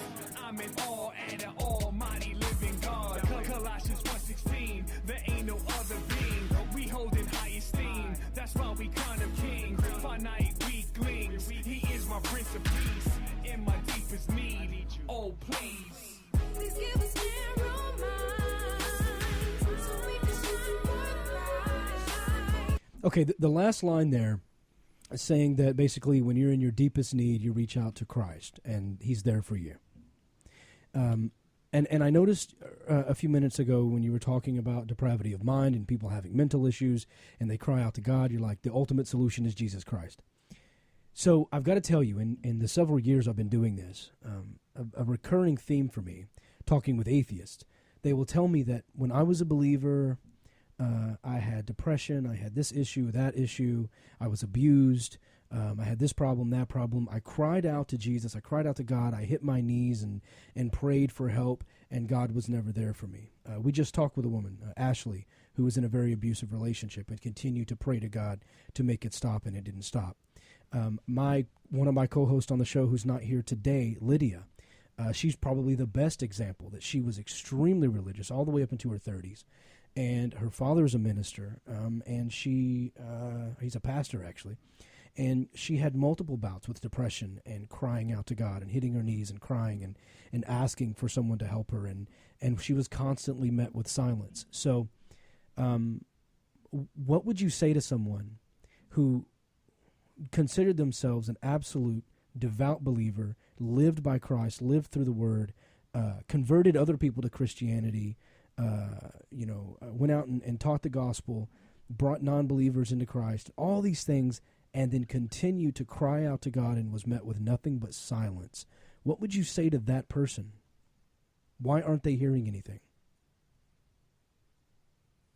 Yeah, man, that's a good question.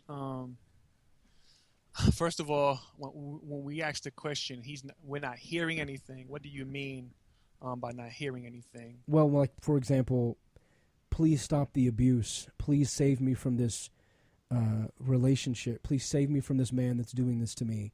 And 4 minutes later, the man comes in the door and starts to beat her.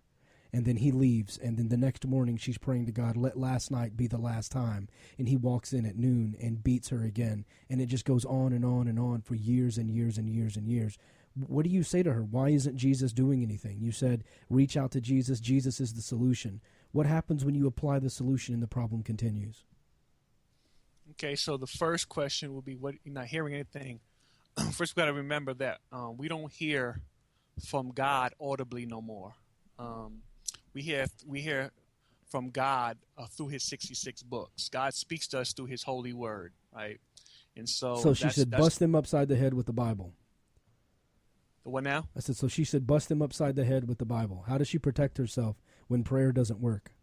Oh, yeah, definitely. Yeah. So I'll give practical implications. So if it was a lady at our church who was a solid believer, loved Jesus, loves her husband, submissive and all that good stuff, and her husband's not a believer and he's beating on her, we would remove her.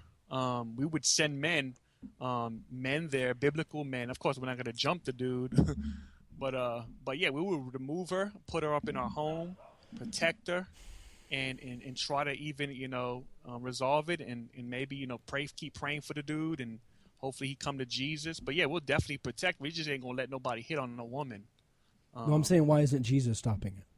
Oh, okay. Yeah. You said earlier Jesus was the ultimate solution. Yeah.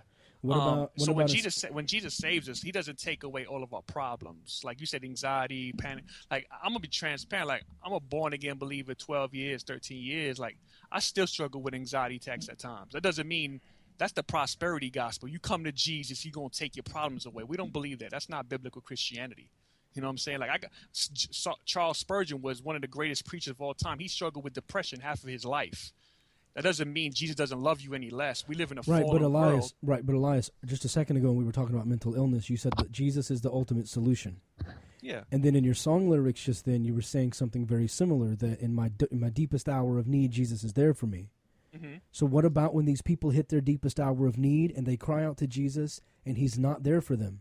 How do you? He would be there. Hebrews 13 says he never leaves us nor forsakes us, and so even in the midst of our suffering, and as you know, my wife had an aneurysm in her brain last week, and so even in the deepest pain for the believer, we have a peace that the world doesn't have. So yeah, even in the midst of a storm, we feel a peace that the world can't. Jesus says, "I give you peace that the world doesn't give you." All right, so this is a question. You know, I'm from Brooklyn, so these stories are common, right? Woman's on her knees, right? She's praying, she's getting beat down, and in the middle of prayer, you know, she gets beat up or gets killed, right? So what is her peace? Just knowing that God's there waiting for her on the other side, even though to get there, she had to go through potentially getting, you know, brutally murdered. What's that peace? I mean, because God's not there at that moment, unless you think he is and he's just watching and waiting for her. Yeah, and like I said, bro, like I think that's the damage that this unbiblical Christianity has painted from us. A lot of stations like TBN and, you know, like when we become born again, like Jesus does not take away our problems, right? And so he watches them. Right? Does he watch? He allows problems. Yeah, he allowed his son to be slaughtered on the cross. Okay. He was the father was there when the son got slaughtered. He was there. So he allows all of this to happen, and so do you believe that he could intervene then and just chooses not to for certain people? Yeah, I believe he does, and he has for me. There was incidents where. I remember when I was still cheating on my wife in my early years of Christianity, and I was slipping in sin. Like, I got into a fight with, this is just practical. I was getting into a fight with this dude. I was messing with this girl, and I almost got my face chopped off with a machete. Like, you tell me that's not God's providence in the midst of that. What? Wait. So let me add. So that's God's providence, but 9 black people sitting in church in South Carolina, in church praying, get slaughtered. And where was his providence then? I mean, it was in his house. Well, actually, his house is not the building. The house is the church. And so... And are you saying that you have 9 people there, including a reverend, unless of course it's the wrong denomination for you, but they're sitting there and they're praying and they're having a conversation with him. Bible study. So yeah, they are having a conversation with him, and this happens. So where is God's providence? He's still there. Like I said, you know, we still live in a fallen world. Like a perfect example, if me and some of my dudes was on a mission trip in Indonesia, we in the jungle. And we get it in. We in the scriptures. We praising God. We got our guitars. And some Indonesian witchcraft, witches come in and kill us. Is God less sovereign and good to us? Well, no. But it begs the question why he would save you from getting your face chopped off with a machete, but not save 9 people who were doing Bible study from a psychopath shooting them. It makes it seem very inconsistent of God's providence. It makes it almost seem random, like there is no God and some bad things happen to all people at random times at the same statistical rates regardless of your beliefs. Yeah. I know it might seem that to you guys, Number one, if you are unbeliever, and this is Bible, like you can't understand the mind of God. And ultimately, even me as a believer, I can't understand the whole heart and mind of God. You can't? No, I'm not God. I don't. Okay. But I know from what he describes in his scriptures, and I know that even in terms, like you gotta look at this, like the most heinous event in history was the cross. I'm gonna disagree with that. Right? I would have to put. I'm gonna disagree with that. God in the flesh, perfect man, God-man, Jesus Christ, never sinned, never did no wrong. Yeah, because babies get mocked, get spit on, get pulled. His own family rejected him, and he was slaughtered. Right? And so, where is God at? The Father. Watching. Yeah. Yes. Yeah. Because he demands justice on the innocent, and this is the thing, on the innocent, not for the guilty. But the beautiful thing is, if he gets slaughtered, people like me and you, if we repent of our sins and trust in Jesus, we can be let go. So hold on. So God. Okay, so do you believe, and it always depends on denomination. So you believe that God and God the Father and God the Son are the same person, being they're connected? God the Father, God the Son, and God the Holy Spirit is one God. Is one. Okay, so it's one God. So we have a person who demands sacrifice from himself to himself. How is that sacrifice, especially when he knows that at the end of it, he's waiting for himself? Yeah, and so like we don't believe, biblical Christianity doesn't believe in modalism. I don't know if you know what modalism is. And so, we don't believe that the Father is the Son and the Son is the Spirit. We believe in one God, but distinct persons. And so the Father poured his wrath on his Son. Isaiah 53:10, it said it pleased the Lord to crush his Son. And so, that's how he was our substitute. We see that in other polytheistic religions as well. Yeah. Yes. Elias, I have to know, does it, and I know you're a Christian, but I also know that you're very honest about whenever there's discrepancies in places. Does it make you uncomfortable at all to not have answers for things like God's providence intervened, to save you? God's providence intervened to save my mom from an expensive plumbing situation. But God's providence did not intervene during Bible study at a church. I'm not asking you to identify it or explain it. I'm asking if personally it makes you uncomfortable that there is an inconsistency there. Does it bother you a little and make you want to know more about it? I'll say, in a sense, absolutely. I'm only human. I'm not some lofty. I'm not a deity. I'm not God. So I'm gonna be transparent. Like perfect example. Going back to my wife having an aneurysm, right? Right. How's she doing? How's she doing, by the way? Yeah, by God's grace, bro. The aneurysm is gone. They got to it in time. She's doing well. She's on a road to the cut. You said they. Who is the they that got to it in time? The doctors. Yeah. The doctors who God gave the intelligence to perform this procedure. Okay. All right. So get back to your question, though. Yeah. So I there's times like I was born with a heart condition. Even when I wasn't a believer, like it was times like, man, Dad, like I was the same way. I was angry at God. Like you gotta look at it like this. My father died at 10 years old. I was born with a heart condition. I didn't have no father. So like I was just like, man, forget you, God. Like, why you let my father die? Why you? And so, but the issue is, we go back and hopefully we talk about original sin and our own sin, not just sin of all of humanity, but our own personal sin. Like the issue is, we live in a fallen world. Death is real, right? And so, becoming a Christian doesn't stop you from dying.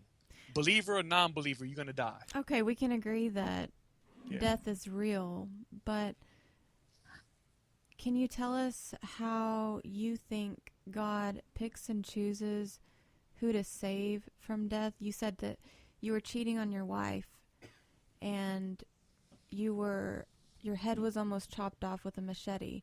Why would God save you versus somebody else in another state who's in the same situation, but they actually get their head chopped off and they didn't cheat on their wife? Or why would children. why would he choose you over a person that's, not cheating and not doing those awful things that you were saying was awful that you were doing at the time? Yeah, that's a good question. Thank you. I would just say grace. I'm not saying that Baron Elias Clace is better than the next man across the street than me. Is like God is sovereign in salvation. It's a mystery. It's a mystery. You don't know. Yeah. Okay, that's fair. I'm gonna continue on with your song. Yeah, I want to hear this. I want to hear it. Yeah, let's go. Yeah.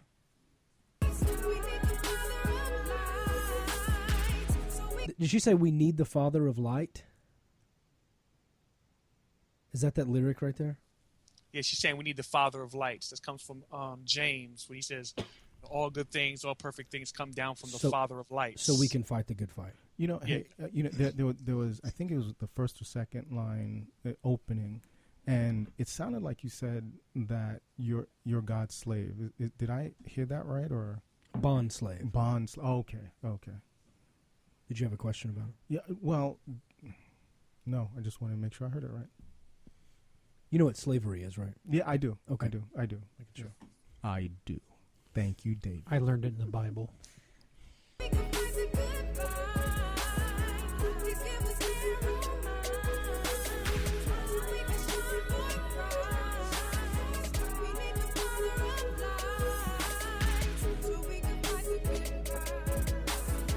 I'm on the road to straight, and it's difficult. It's stay your new style, holy principles, no subliminals, just gospel.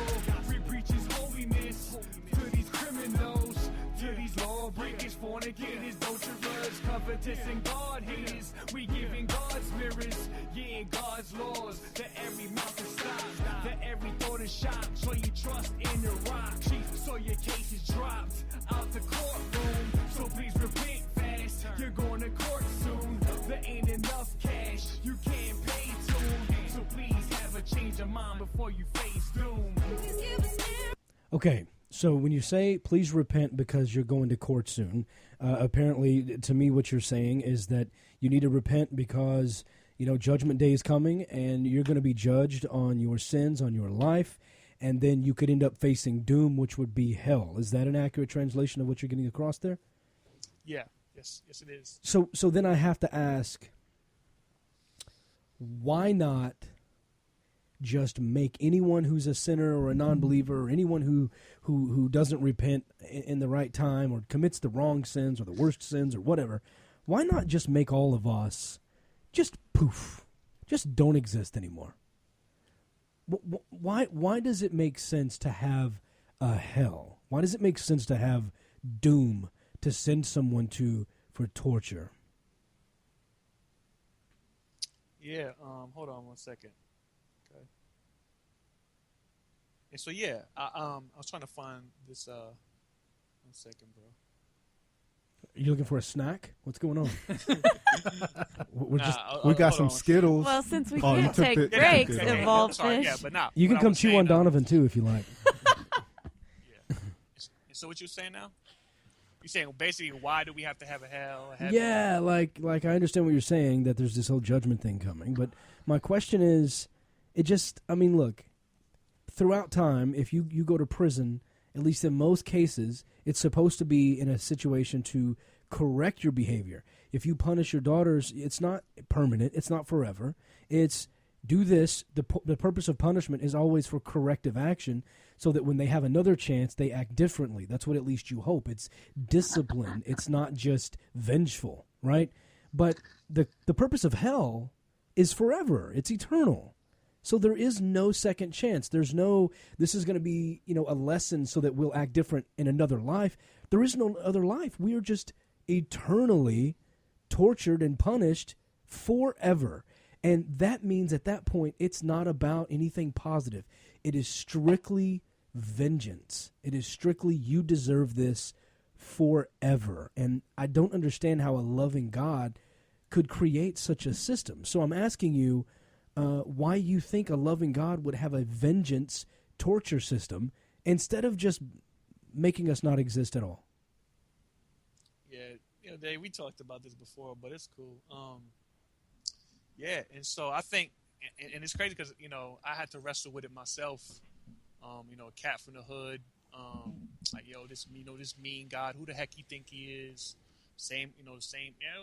Hell, whatever. I'm a good person, whatever, right? And so until we understand the nature of God and the holiness of God, like we're trying to compare, finite man to infinite holy God, right?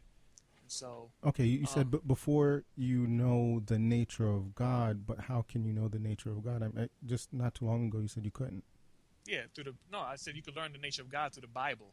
Oh, through the Bible. Okay. Yeah. He reveals himself through the scriptures, not through audible voices, but through the scriptures. So when people read the Bible, and and I know tons of atheists who have read it back and forth several times. I own several myself. Why aren't we hearing what you all are hearing? And that's a dope question, bro. 1 Corinthians talks about that the natural man cannot understand the things of God. It's spiritually discerned. And so in order to understand the Bible and the deepness of it, you have to be born again, right? And so, this is how I know automatically. Like, of course, God saved me, but I told David, like, I had a special ed education. I couldn't even read before I learned how to read reading the Bible. And so when I started to read the Bible, it was a King James Bible. My wife, she's from down south. Her grandmother gave us the Bible before she died. And so I came home one day. The Holy Spirit was tugging at my heart. I came in my room looking for this Bible like a crackhead, right? And so I opened up to Romans chapter 6. You remember, God answered my question. My question is, why do I have to die and when I'm going to die? So Romans 6:23 says, for the wages of sin is death. Right there, God spoke to me, not audibly, but through his scriptures. He answered the question that I've been feeding for as I was saying, Dad, why am I going to die? Because I said, okay, I'll tell you. The wages of sin is death. Because you're a sinner, you must pay the wages of your sin. So it doesn't matter how many sins you have. I mean, I'm just thinking, people like Charles Manson who have a lot, and I take a look at the Jeffrey Dahmers of, and there are several out there that haven't been caught yet. I know it. But I look at them. How do you know it? I know it, dude. You have something to tell us, Alex? Well, he is from Brooklyn. I am from Brooklyn. Yeah. I'm from Brooklyn. I'm kidding. But come on. I mean, we know that there are people out there, and they sin for a really long time. Yeah. And they have to pay it really late versus, an unborn or a child that is just born, who is born with the one sin that you claim that the Bible gave them. And that's the only thing. So they're paying for the one sin with their life versus a Dahmer or a Manson who will, Manson's still alive. Yeah. Barely. Yeah, but he's there. Elias? Yeah. Was that a question? That's more like a statement. No, it was a question. So you're basically saying like the levels of sins. Well, Romans 3:23 says that all have sinned and fallen short of the glory of God. And so I know David, he bugged out when he heard this. Like on God's playing, well, I'm not gonna say playing field, but God's judgment field. It's not like he looks at Jeffrey Dahmer and looks at Elias before salvation and says, Jeffrey Dahmer is worse than Elias. He even though to man's physical eyes and on the earth, yes, he did kill more people physically, but in God's eyes, how holy God is, all have sinned and fallen short of the glory of God. Right? And so it's not like, hey, you got 5 sins, you're going to get more. You got 10 sins, you're going to get more. Right? So sin versus 1,000, it doesn't matter. You've sinned, so you're going. Yeah, you look at Adam. How many sins did Adam commit? 1, right? He didn't slap his wife. He didn't punch her. He didn't kick her. That we know of. Were you there? Were you there? Were you there? Sorry. Took that rib out. Yeah. Sorry, we like to make fun of Ken Ham. Let me finish the song. Yeah.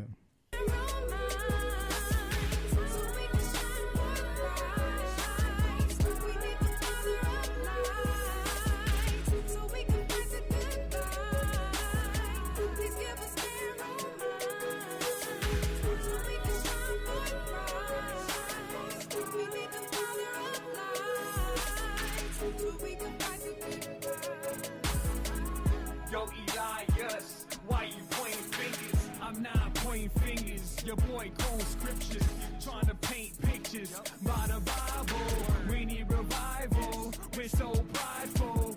American Christianity, anti-Bible. The Lord is coming down to judge with a rifle. No, the Whoa, whoa, whoa, whoa, whoa. What do you mean he's coming down to judge with a rifle? Yeah, oh, he's Republican. That's right. Jesus is Republican, and they have rifles, I heard. Yeah.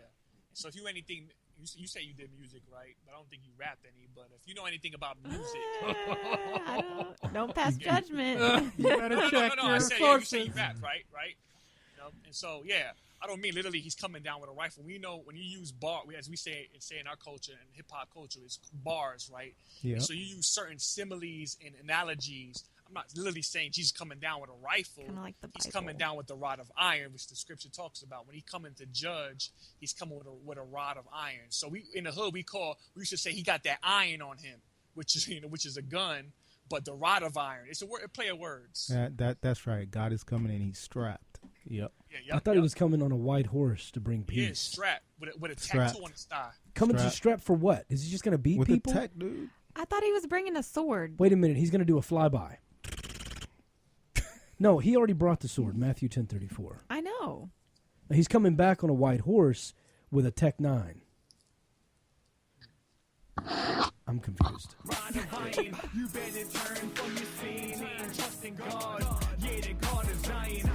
Okay. I see what you're saying. That you better turn right now. You're about to be judged. You're going to court soon. God's coming. Change before you face doom.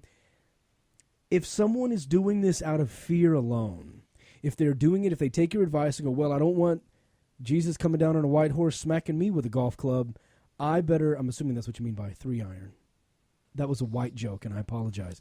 Wow. In one of these situations where I don't want God to do it and hurt me or shoot me, I don't want to go to doom. I don't want to go to court soon. If they're doing it just out of fear, out of not wanting to be punished, is that even valid in Christianity to just say, okay, I'm sorry, out of fear of being punished? I'll say it's a twofold. Yeah, I think we should have a holy fear of our Creator. You know, we're creation; He's Creator, and so yeah, just like we have a holy fear of if I had some ecstasy pills on me and I'm about to go before a judge, I better be scared of him in the sense of this dude going to judge me, right? And so yeah, of course we need to be fearful of the God of creation. How about you not have the ecstasy pills because it's the wrong thing to do? Yeah, and sinning is the wrong thing to do. Right? Truth we can't find it. Ourself we idolize it.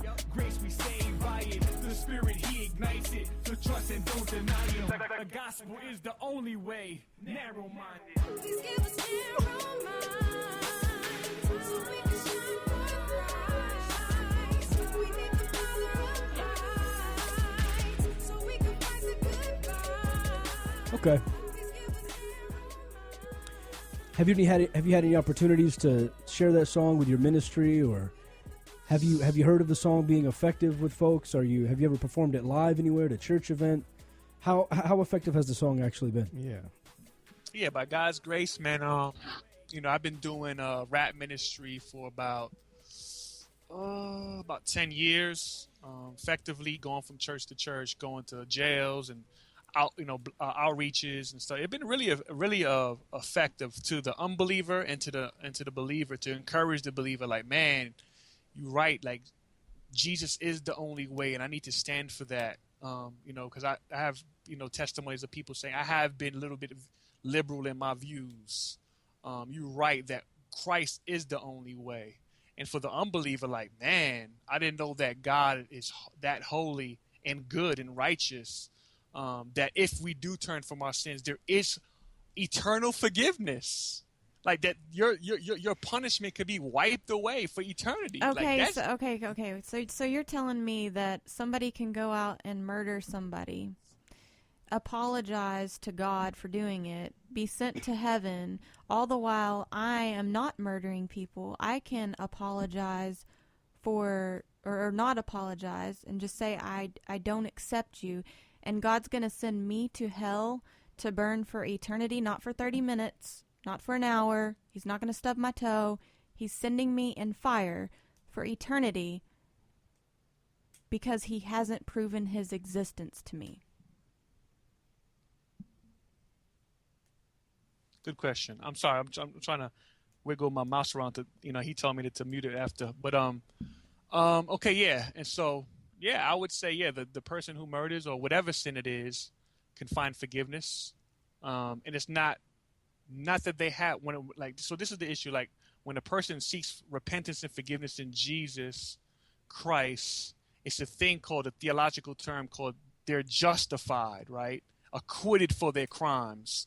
And so what happens is the punishment that I deserve falls on Jesus, and the righteousness that I don't deserve is given to me because of grace. Jesus gives it to me. 2 Corinthians 5:21 says, he who knew no sin became sin that we may become the righteousness of God. That's called the great exchange. Theologians call that. Okay, right? so let's break this down. I totally get what you're saying, and I've heard it a lot. Let me just break it down to a real life scenario, much like what Brandy was doing.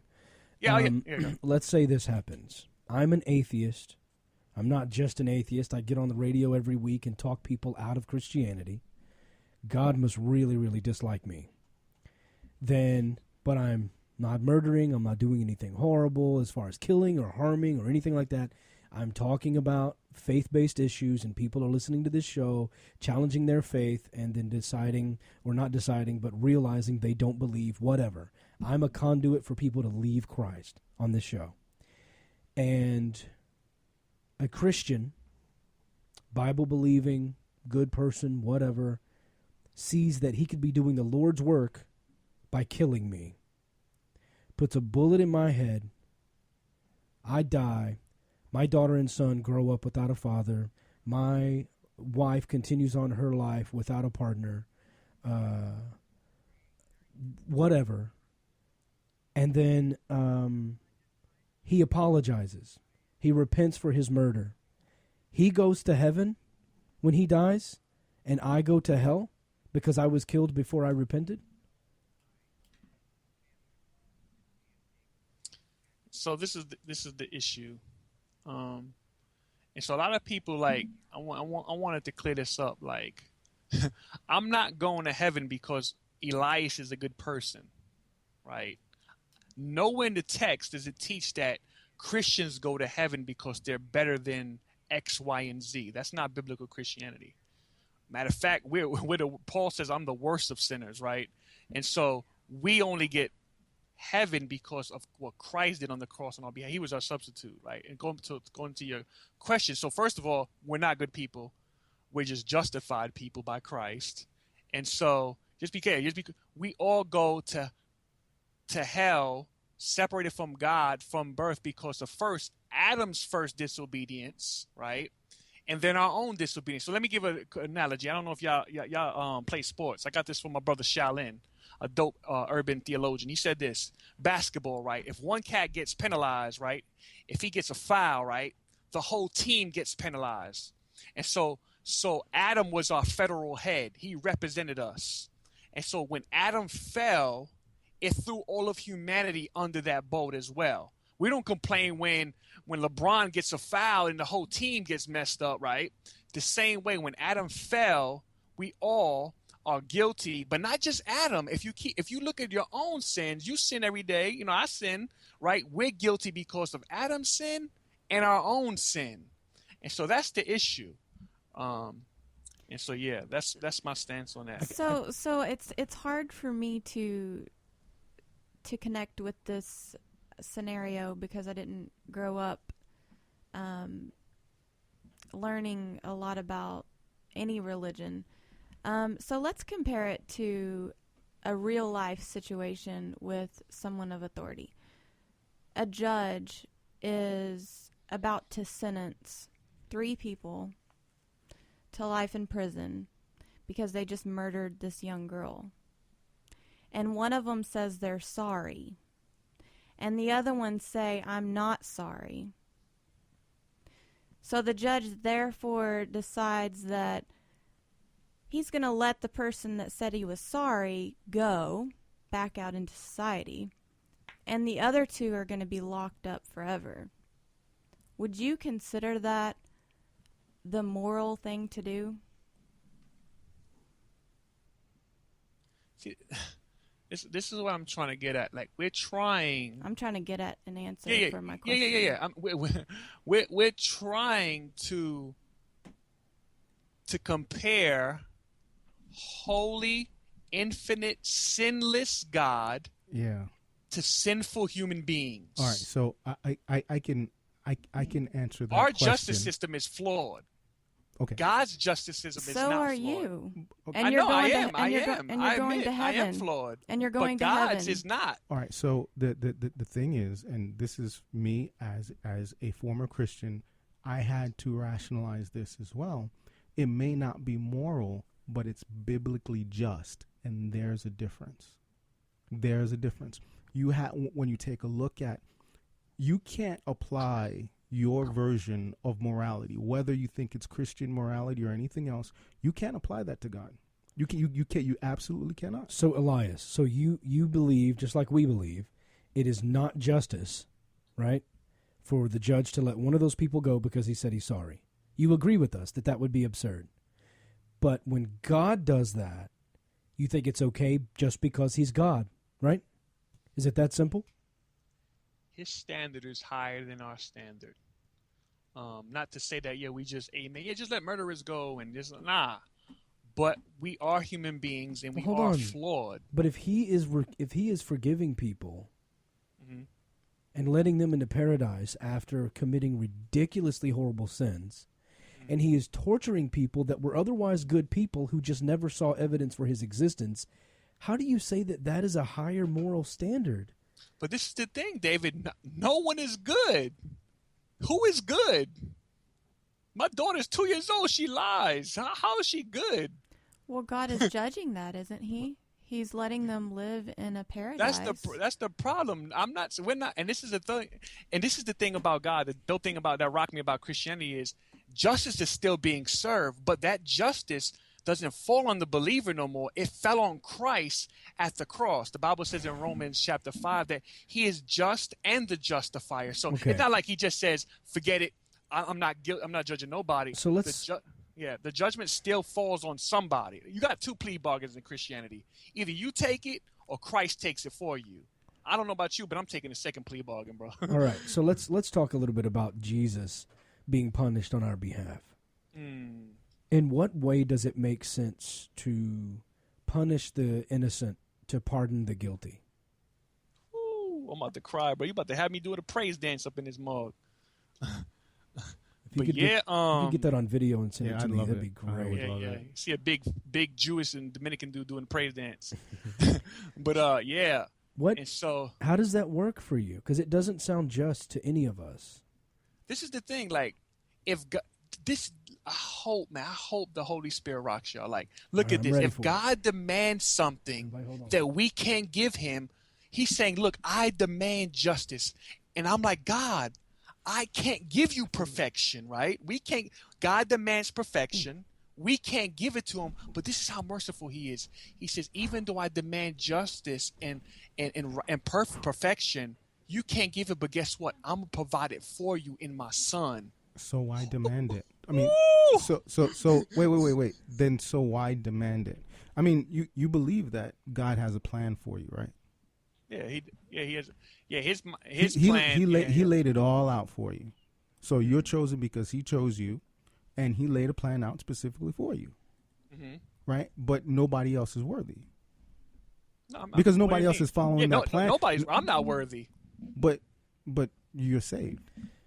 Yeah. Like I said, being saved does not attribute to my goodness. It attributes to Jesus' goodness, not my goodness. But you said God had a plan for you, so that plan had to include you being saved, didn't it? Yeah, he picked me because of his goodness, not because of my goodness. So he chose you, and you are saved because of him, just as he chooses not to choose those children that he allows to die. And then you're telling us that we can't apply a moral standard that would say, hey, that seems a little unfair and out of balance. You're completely dismissing it. I see what you're saying. So let me help us let me give this illustration. Say we have a chalkboard, and you have just say 30 circles, which symbolizes all of humanity. You got just say 30 people, right? And this is all of humanity. And so this is how I come to understand this. When we're all born, right? The Bible said we're born in sin, shaped in iniquity. Psalm 51:5. 51:5, right? And so when we're all born, we're all headed to hell. And so it's not this whole basket of humanity is headed to hell because we all have sinned against this God because of Adam's sin and our own sin, right? But this is the graciousness of God. So there's no injustice with God. Either you get mercy or you get justice. You get what you deserve because we're sinners, right? So I think it's a merciful thing to look at all of humanity and say, they all deserve hell. But because of my goodness, I'm going to circle out, just say 15.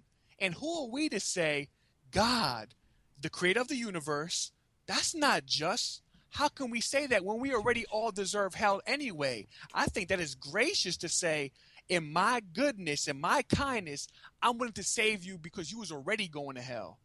Okay, look, I've got a caller on the line. We've got questions lining up on Twitter. We got questions coming in on the chat room as well. But I want to ask real quick, before we take those, I guess I don't understand, and this may shock you a little. I don't understand Jesus dying for us being a big deal. And here's why I say that. I don't say that to be offensive to you in your belief. I say that because if Jesus is God, he knew all this was going to happen, like Alix was saying earlier. In fact, he planned all of this to happen. Nothing happens unless it's God's will. So he scheduled it to be this way. He planned it out. Everything happened according to his plan anyway, including the fall of man. Isaiah 45:7 said God created the lightness, the darkness, and God created good and evil. He created the evil. He created the good, created the light and the darkness. He planned all of this to happen. It all happened according to his will. He set the building on fire, and then he pulled you out of it, and then he wants you to praise him for pulling you out of a burning building that he set the fire on to begin with. And you're looking at him saying, what a great and wonderful, merciful God. I look at him and say, that's arson. You caused this problem. And so when you talk about the Savior of Jesus and Jesus taking all of our sins on his shoulders and him dying for us, and I see Christians weep when they talk about Jesus dying, I'm like, guys, listen, he is an eternal being. He is equivalent to the most powerful creator in the universe. What's 33 years to someone who lives eternally? What is 3 days being dead? What is a couple of days on a cross?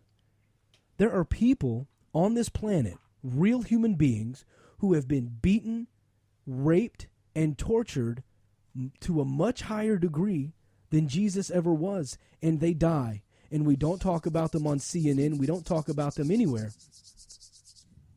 Are you starting a fire? That's what I was about to. He's doing this. I'm super turned up here. Go ahead. Yeah, go ahead. He's doing the hip hop. I'm about to get you hand rub motion. Oh. I thought that was. You're not supposed to understand that. No, I just know. You know me and my hip hop culture. Getting turned up. I'm dope. I'm totally. I'm totally dope. Getting turned up in here. Okay, stop. Okay, sorry. In this house, yo. So I'm just promise not to bug out any longer. But you stay tripping, man. But I guess what I'm saying is in the long term eternity, man, it's not a big deal. He went away, walked around for 33 years, got put on a cross, was killed, was down for 3 days, and the whole time, and now he's back with the Heavenly Father. He's back in heaven. He's still chilling. He's chilling with God in eternity. What's the big deal? It's more like a really, really bad camping trip to us. It's a bad weekend. It's a bad weekend. I don't understand why people cry so hard and say, but he sacrificed for us. No, he didn't. He has his life back in your belief. He's still alive. He's back up there chilling with God, doing what he does. He's still a part of everybody's life. He's changing the red lights green to get you to work on time. He's helping the Red Sox win the World Series. And he saved your head. And he saved your head. His face. His face, yeah, from getting his face chopped off. But all of these things, he's very active. He's still alive. But people weep and say that he died for us. How can you say he gave his son for us when he has his son back?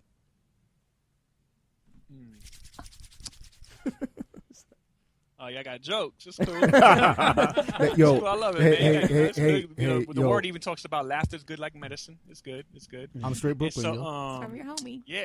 And so From you your got to homie. remember, you comparing sinful man to perfect God, Jesus Christ.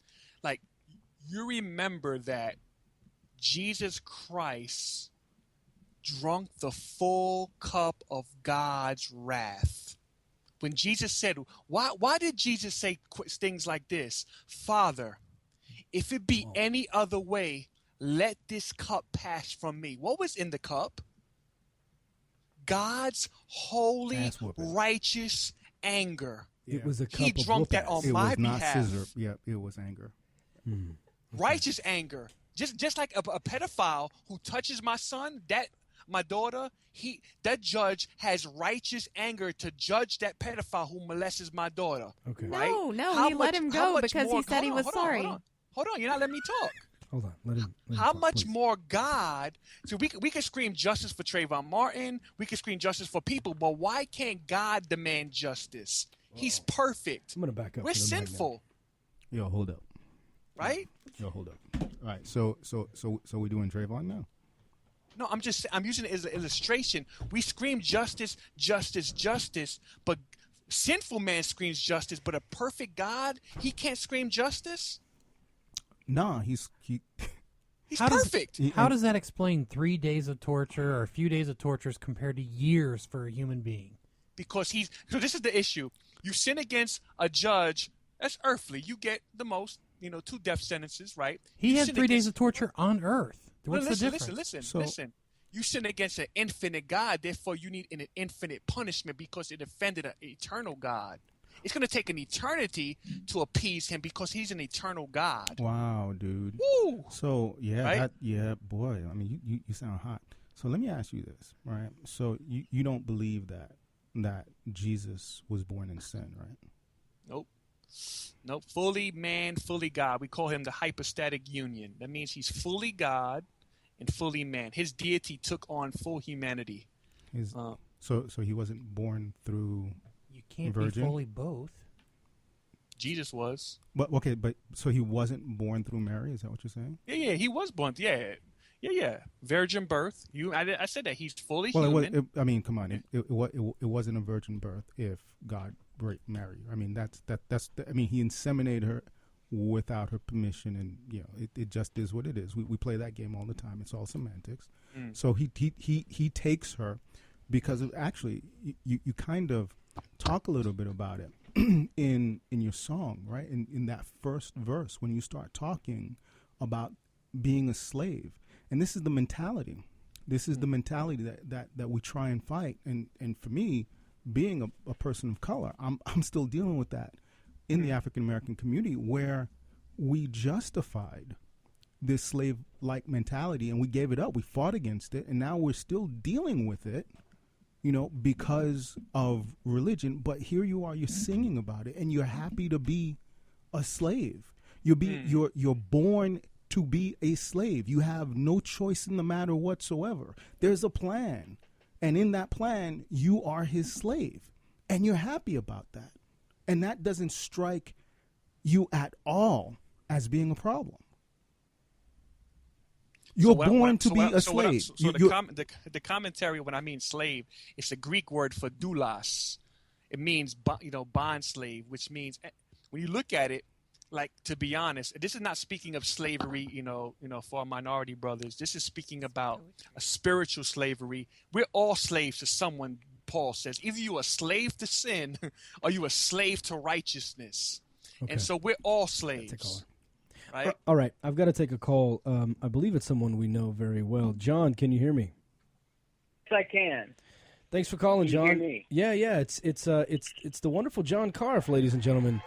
Oh yeah, thank you. Wonderful news segment, by the way. I understand you have a question or comment for our guest today. Yes, I do have a question about the nature of and the quality of love. I heard Elias say that he's got a 2-year-old daughter, and I would like to offer an hypothesis. Let's just say, Elias, that you went to your 2-year-old daughter and you said to her, here's the rules of my house. You must love me before you are 6 years old, or you're going to get thrown in the oven. Don't tell me now. Just come and tell me at some point before you're 6 that you love me, or you're going to get thrown in the oven. That's the rules. I just want you to know that. Now, assuming she comes to you before she's 6 years old, and she says that I love you. Now, I'm going to guess that you believe that she already loves you. But what I'm talking about here is the nature of the love of somebody who comes to tell you that she loves you out of abject fear, and she says, Daddy, I love you. Please don't throw me in the oven. Is that love? And is that the kind of love you want from your daughter? And is that the kind of love that God wants from his children? That's my question. Wonderful question, John. Thank you very much. Elias? Okay. Thank you for your call, man. Yeah, and so we can't, it goes back, we can't know love until we know a biblical worldview, right? And so 1 John says that God is love, right? And so true love is only found in God. Like, I believe there's two types. Well, there's many, phileo, you got agape. So you got, I believe, like, when an unbeliever, they can love to the same, even my daughter, she can love, right? But I believe it's still conditional. When I was in the world, I say, yo, homie, I only love you if you want to smoke the blunt with me. It was conditional. You do for me, I'll do for you. So if you don't do for me, I'm backstabbing you, right? God's love is unconditional. You look at this love. Let's be honest. Unconditional. Unconditional. You have atheists absolutely on the radio right now blaspheming his name, blaspheming the God who gave them breath in your lungs, and he still lets the sun rise on the just and the unjust. Yo, hold on. You're saying that God is... You've been spitting in his face since your birth. Unconditional. Wait. But you're saying that it's unconditional love, but I only get into heaven through a condition. How is that unconditional? It is unconditional. Wait. You set a condition, and it's the only way I'm getting into heaven. Wait a minute. Does he still love me when I'm in hell? That's deep. That's a deep question. Because if yes, then it makes sense. Yeah. But it doesn't make sense that you could throw someone in hell that you love. If no, it is conditional. So this okay, look. Because the condition is you have to go through Jesus Christ. If you don't acknowledge Jesus Christ, God stops loving you and throws you in hell. So if you're Jewish, it's the same thing. So we're saved by grace through faith. It's not based off what I do. It's based off what Jesus did for me. So it is unconditional because there's nothing I can do to make him love me. So why are you Christian? His finished work on the cross is what satisfies the Father. But it doesn't. It doesn't. It right? doesn't. No, it doesn't because there's still hell. When he said tetelestai in the Greek, he said it is finished, paid in full. I can't add to salvation, but Elias, or I can't take away from salvation. Elias, let's get real, right? Because what you keep going back to is there is still a conditional gate. There's a logic gate. There's a step that you have to take to get into heaven, to be with him. It's not unconditional, man. I'm just being straight up with you. And you're telling me the same thing, and you're doing a straight up double speak, man. That's jive talk. I'm getting old school. So you claim to be a believer, which biblically you was never a believer. Well, right? I take offense to that. The Bible tells you wasn't a believer. Okay. Yeah, the Bible says in 1 John, there was of us, but then he went out from us. There was never of us. Basically paraphrasing, like if you really left and you left the faith, quote unquote, you was never a believer from the beginning. Okay, so Jews aren't believers too. Muslims aren't believers. Pagans aren't believers. If you don't subscribe to your specific version of Christianity, you go to hell. No, that's the Bible. I'm not giving you religion. I'm giving you the But text. Elias, is it possible? Is it possible that the Bible's wrong about that? That it is possible, Elias. Nope. It is possible that We're gonna get into that next segment. It is possible that someone can be a believer, can trust in God, and lose their faith, and then walk away from the faith. It was very beneficial for religions back then to say anyone who leaves us was never a real part of us. You know why? Because if you can say this person was once a believer and then left, other people may think, oh my God, I might not believe one day. But if you say to the flock, that guy just left, don't worry, he wasn't one of us anyway, then it keeps the flock safe from having their own doubts. It's a survival mechanism to keep the flock believing, Elias. It is possible to be a believer. It absolutely is possible to be a believer and to lose your faith. You can't. That's not Bible. It's not Bible. It's not. Then the Bible's wrong. Philippians 1:6 says, Then the "He Bible's who beginning wrong. work in you will complete it to the day of, will complete it to the day of completion." Right. So And the also, Bible. Jesus says, "No one can snatch you out of my Father's hand and out of my hand. No one can pluck you out of my hand." Right. Okay. We can drop the going from believing to not believing. What about someone like me that did not grow up in a church? Why isn't God showing himself to me so that I can be a believer?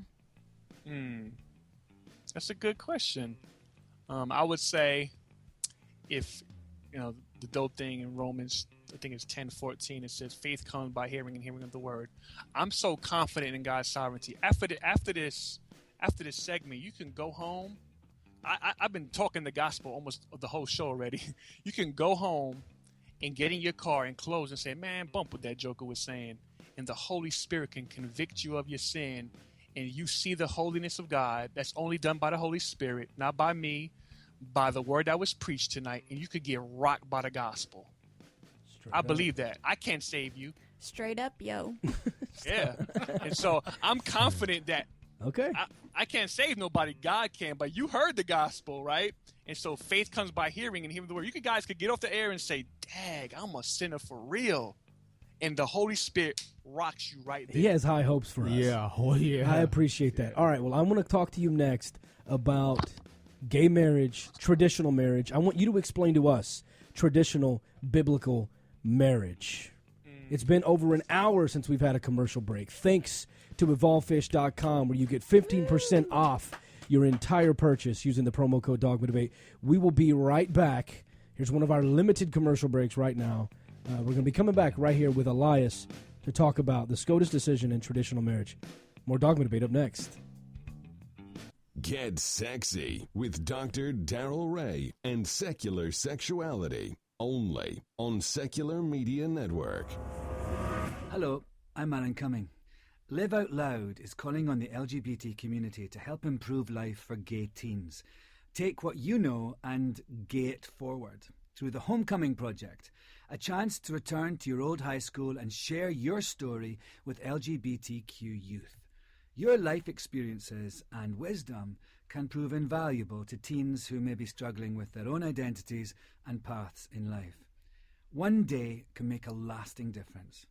Gay it forward with the Homecoming Project. Find us at liveoutloud.info to learn how you can get involved today. The staff of Secular Coalition for America lobbies U.S. Congress on issues of separation of church and state, and they've become a powerhouse for change in the United States government. You'll definitely want to subscribe to receive their email action alerts. These are updates for important issues and ones that you can get involved with directly. And hopefully, you'll consider making a contribution to the Secular Coalition for America to help them continue fighting for your equality. You can do it all at secular.org. And if you get the chance, let them know that Dogma Debate sent you. I'm a Dogma Debate volunteer because I have 2 small boys, and I need them to live in a world where it is safe for them to be open about who they are, atheist or religious. My name is Alicia Cook, and I am the 4th listener. Be sure to sign up at login.dogmadebate.com and take advantage of your 4th listener status. Here's an excerpt from Baptized Atheists by David Smalley. I stood in the warm holy water at the First Baptist Church of Everman in a small town in Texas. And Pastor Mike said to me, "Do you believe Jesus Christ died for your sins so that you may enter the kingdom of heaven?" I nervously responded, "Yes." He continued, "Then you are hereby saved in the name of the Father, the Son, and the Holy Spirit." As the water covered my eyes and face, and my breathing paused, I briefly questioned my answer. I think I believe in God, but how can one man's death result in the salvation of billions? And how does killing the innocent pardon the guilty? Upon breaking the surface of the water, I continued to ponder the agreement I had just made. I was walking up the steps out of the baptistry, draped in a pure white gown, soaked from head to toe, as water was dripping with each step. The crowd was cheering, but I had never been more confused in my entire life. What had I just accomplished? I thought to myself, why should that tragedy of Jesus' death have to take place if God were in control? Why would a righteous God demand the blood, torture, and death of anyone, let alone his only begotten Son? Most importantly, I thought, why haven't I thought about this before now? I suppose I had just gone along with everyone else because I thought it was part of life. And I'd always been taught that if you ever said you weren't Christian, then you were immediately bad. Getting baptized was just something boys did, like going to school and shaving for the first time. I never really thought about it with a free and open mind before. As others were being baptized and the ceremony was being completed, I realized the pastor must have seen doubt on my face. He leaned close to me and lightly said, "You know, son, you can't just say you believe. You have to know it to be true in your heart." That changed everything. Baptized Atheist by David Smalley is now available at atheistaudiobooks.com. You're listening to Dogma Debate on Secular Media Network.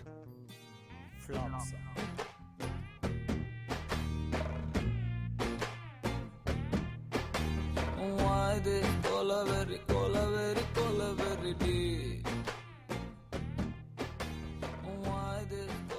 Welcome back to Dogma Debate. If you want to be a part of the conversation, you can live tweet during the show at David C. Smalley.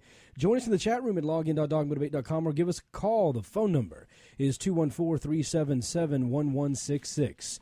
214-377-1166. Now, I want to talk to Elias specifically about marriage. Gay marriage. Recently, apparently it's snack time in the studio, and Alix just doesn't give a damn about us being live on air, but that's all right. It's huge, absolutely huge for our country to have marriage equality in all 50 states. And so I want to talk a little bit to Elias about gay marriage. So, Elias, whenever this decision came down, how did it affect you? Were you angry? Did you expect it? Did you not expect it? What went through your mind when you saw that gay marriage is now legal in all 50 states? So when I got the news, we was at Emory Hospital. I can barely hear you, man. Come a little closer to your mic. Hello? Yep, I got you. Yeah. So when I first got the news, I was in the hospital with my wife. She was laying there and it was on the TV, and I was like, I was just like, man, like I ain't gonna lie, like I was surprised, like man, I got kids, I got 3 daughters, like the country would never be the same. Why do you think that is? Just the way we have turned our back on God. Well, we're fallen, right? I mean, we yeah. So we fell. So we fell some more. Yeah. So no. So it surprised me, but it didn't in the sense of I was like, man, like it was surprising that they went through with it. I agree. Our country will never be the same. Yeah. We won't be as bigoted and controlling and oppressive. We'll be a lot more inclusive and a lot more willing to treat people with equality. To me, it's a good thing that our country will never be the same. And so, I heard it. And so, but, as we see in Romans 1, This is judgment. God giving them over to their passions. Oh, we're going to get into that. We're going to get into that. So tell me real quick, what is traditional marriage? And again, I'm having a hard time hearing you now. It's very low. I don't know if your volume is down, if you backed away from the mic, or what's going on. But you got kind of quiet on us there for a minute. Yeah, I was about to have you do a mic check on us real quick. Hello. Oh, that's much better. Yeah. I had to pick up my mic. Okay. It's God lowering his voice. Stop it. Kidding. Yeah. Okay. So I believe that marriage is divine, ordained by God. You guys know the text in Genesis chapter 1. And so I believe we have to start with God. I think the problem is, though, we start with man first. Well, hold on. What do you mean Genesis chapter 1? He didn't say, here's a wife, and now you're married. He said, I'll make a helpmeet for you. Mm-hmm. He made Adam a helper. There was no minister there. I mean, it was not a marriage. It was not a joining. They were living in sin. If you technically, up until the end, they lived in sin. Oh my gosh! The original sin, which is sex. They were living in sin. Prove that to me. Show me that in the text where it says they were living in sin. They weren't married. They weren't married. There was nothing sanctioned by the state. There was no preacher there. They didn't have rings. They didn't do a ceremony. The greatest preacher was God there. God made a helper for Adam, and then they had sex. He had sex with the help. Yeah. He basically screwed his maid. Yeah. Are you guys talking? Or is this I was just asking that question. Because what part of that is a marriage? I'm trying to find out what traditional marriage is. He says a man should leave his father and mother and cleave to his wife, right? And so it's dope. When I looked at that text today, I can't take no credit. I give this to my brother Jeff Durbin. I was listening to this. He said, how come he didn't say? And mind you now, when God inspired the writer to write this, there was no father and mother on earth at the time, right? In God's wisdom, he said, let man leave his father and mother that was not on earth yet. In God's omnipotent wisdom, how come he didn't say man should leave his father and father, or man should leave his mother and mother and cleave to his wife? Oh, yeah, that's easy for us. I mean, the Bible, of course, was written in a time when homosexuality was not understood, and obviously whatever was considered quote-unquote normal because it's not natural. Was accepted. That's why it's not understood. It's not natural. Well, whenever you say not natural, what does that mean? Because we have over 1,000 species of animals who also have homosexual tendencies, and we see homosexual sex happening in over 1,000 species of mammals. So what do you mean? It's not natural. It's unnatural. God tells us to be fruitful and multiply. You can't multiply with Steve, right? Right, but Eve can't multiply with Jan. Okay, but what happens to the women who are born barren? I mean, they'll never be able to multiply, so they shouldn't marry. Because I mean, immediately that's it. Yeah, go ahead. Yeah, should they be able to marry? Or a couple who's in their 70s, should they be able to marry? They can't have kids anymore. If it's only about should they be able to marry a man? No, yeah. So should a man who is, what is it called? Sterile. I almost said omnipotent. There's a word close to that. Impotent. A man, but sterile is more important for this. Okay, so a man who is sterile or a woman who is barren, they can't have children. Should they be allowed to get married? Yeah. Why? A man and a woman can get married, yeah. Why? If they can't have children and the purpose is to be fruitful and multiply, if they can't multiply, why should they be allowed to get married? And I also say that text is not just speaking in the context of, when it says, man should not be alone. A lot of people say that's for marriage, which is true, but also it's speaking of community. You have God's people, the church. Okay. Do you have any Bible verses that tell us about traditional marriage? Definitely. I'm looking at Genesis 1 right now. What does it say about marriage? You have your Bibles? Yep. Okay, it says let me see, excuse me. Okay. It says here right here, it says excuse me, I'm trying to look for it. Let's just start with 3. No, excuse me, 1. And God said, let the beasts of the earth, according to his kind, and so cattle, let us make man in our own image and a likeness. Paraphrasing goes down to the earth. They make the heaven and earth. And 21, 22. He said, then the Lord God caused a deep sleep upon Adam, and he shall sleep, and he took one out of his rib and closed his flesh, and it placed in the rib which the Lord God had taken from man and made into a woman, and he brought her to man. And Adam said, this is now my bone of my bone and flesh of my flesh, and he shall be called woman. Because she was taken out of man. Therefore, what is it therefore? It's speaking of the prior verses, keep it in context. A man shall leave his father and mother and be joined to his wife, and they should become one flesh.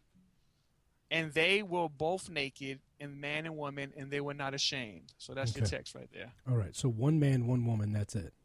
Mm-hmm. Yeah, that's what the text says. All right. I'm going to play a little sample of a video. This guy's name is Matt Baum. And I encourage all the listeners to go watch the entire YouTube video. Matt Baum, B-A-U-M-E. You can even type in Matt Baum traditional marriage. Here is a large part of it. This is almost half of his video. Elias, I would like you to take a listen to this. Everyone take a listen to this. Sit back and relax. And I would like to talk about what he says when the audio is done. Take a listen to this. Hello, friends. I've just traded my 7-year-old daughter for a goat. You see, I've been living, as we all do, in accordance with traditional marriage rules going back thousands of years. That's why I've been girding my loins to stone any bride who isn't a virgin, going on dates with ghosts, and why I was recently fired for kissing my wife in public. Just as it's been for thousands of years. But wait, what was marriage traditionally? What is the real definition of traditional marriage? Well, I'm glad you asked. Let's go back 4,000 years to Mesopotamia, where the laws around marriage were close to the laws around slavery. As with slavery, Hammurabi's code specified how wives should be paid for, who owned the children, and even the terms for getting a refund on your spouse. So that's a nice tradition. But then the Bible had to come along and redefine everything. Traditional marriage in the Bible is pretty polygamous. Abraham had 3 wives, or at least 2 wives, and a slave that he had sex with. Caleb had 5, David 18, Moses just 2, and King Solomon had 1,000 wives, although, to be fair, 300 were concubines. The Bible's rules about marriage are very clear. Rape victims must marry their rapist. If a woman's husband dies, she has to marry his brother, even if he's already married to someone else. Interracial marriage is strictly forbidden, and if you marry a woman who turns out not to be a virgin, you have to stone her to death. Really, the whole Old Testament makes marriage seem like more trouble than it's worth, which probably explains the advice in 1 Corinthians 7:28, which is essentially, dude, just never get married. In ancient Rome, it was considered gross for husbands and wives to be in love. According to the Stoic Seneca, nothing is more impure than to love one's wife, as if she were a mistress. And Plutarch called it disgraceful when a senator was caught kissing his wife in public. He was removed from office over the scandal. So that's what traditional marriage looked like, except maybe not, because it kept changing. Early church officials were pretty opposed to marriage. St. Jerome wrote around the year 400, "We must never be in the bondage of wedlock, for as often as I render my wife her due, I cannot pray." Jerome surrounded himself with a circle of women who had taken a vow of virginity and wrote letters to them about what they should wear. Around 500, Emperor Justinian redefined marriage again with the Corpus Juris. Under those rules, fathers could give away their daughters when they turned 7, Christians couldn't marry Jews, and a husband was allowed to beat his wife, but if he did, he had to pay her afterwards. So that was traditional marriage. For a while, until it changed again. Around the 13th century, the Catholic Church decided to get into the wedding business and made marriage a sacrament. Pope Alexander redefined marriage to be an agreement between spouses rather than their parents, but it still wasn't great for women. In the 15th century, Bernard of Siena told parishioners to cool it with all the wife-beating, and that they should treat their wives with as much mercy as they would a chicken or a pig. And Martin Luther wrote that he gave his wife a box on the ear whenever she was saucy. Okay, so traditional marriage was basically treating women like a punching bag. Actually, no, it was much worse. In 1736, jurist Sir Matthew Hale wrote in the History of the Pleas of the Crown that a husband cannot be guilty of raping his wife, since a wife hath given up herself in this kind to her husband, which she cannot retract. By the 1700s, marriage had been redefined over and over and over. But the one thing it had almost never been was something you do with somebody you love. Okay, I want to stop it there. I want everyone to go watch the rest of the video. There's so much with it, graphics and information. Elias, when people try to defend to me traditional marriage, those are the types of things I think about. I think of Exodus 21:10. If he takes another wife to himself, he shall not diminish the food, clothing, or marital rights of the first wife. Meaning, as long as he doesn't take food away from his first wife, he can have a second wife. This is Exodus, one of the first few books of the Bible. This is accepted marriage. This is blessed in God's eyes. 1 Kings 11:3. He had 700 wives of royal birth and 300 concubines. The definition of concubine is a woman who the husband has sex with but has a lower class, a lower status than his regular wives. So she's basically either a side chick or a sex slave of some kind. Genesis 16:1-6. Basically, in this story, and I'll let you read it for yourself because it's a long story, but Abraham's wife, or Abram's wife as it's written, takes a sex slave from his wife's slaves and makes her a sex slave, and she says, well, since I can't have children, you go have sex with my slave and maybe I can have a family through her. And so he's like, okay, I'll do it. And they use this slave as a sex slave to have multiple children. According to Mark 12:19, if your brother dies, you have to marry your sister-in-law and you have to get her pregnant. You have to. These are the concepts of biblical marriage. So I don't understand, Elias, when people try to defend quote-unquote traditional marriage or biblical marriage. These are the types of things that come up in my mind. It's not so often that it's one man and one woman. You there, bro? No. I'm completely done. I just wanted to know what you thought about that. Ooh, that was a lot. That was a whole almost hour. But I'm just looking at the text where Jesus speaks in Matthew 19.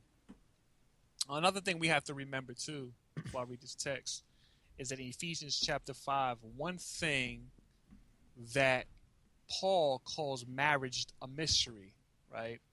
And so one thing that I got a question for you guys in a minute, but is that marriage displays the gospel. You know, Christ, the husband displays Christ, and the wife displays the church. We know that Christ doesn't cheat on his bride. He doesn't have one-night stands. He's committed to his church, his bride, right? And so Paul in Ephesians, he says, husbands, love your own wives as Christ loves the church. Wives, love your own husbands. Wait, right? but Yeah. dude, hold on. Let's keep reading. Keep reading. Wait. Because you're dismissing all of the evidence or all of the pieces of scripture that were just quoted. I mean, can we answer that and first? it's obvious that you guys don't read the Bible in context and hermeneutics, that God never approved of concubines. Right? Okay, what about the 300 wives that weren't concubines? That's not marriage between one man and one woman. Can you address that? It is not, and God never agreed on it. That's not true. That's not true. That's not true. Show me. I will. When David in the Old Testament, when David sinned against Bathsheba, it was wrong. He said he called it sin in Isaiah, Psalm 32. I preached it in my church. David repented. Psalm 51. He repented because he committed adultery with somebody else's wife. 2 Samuel 12:8. But you taking scriptures out of context. You said show me.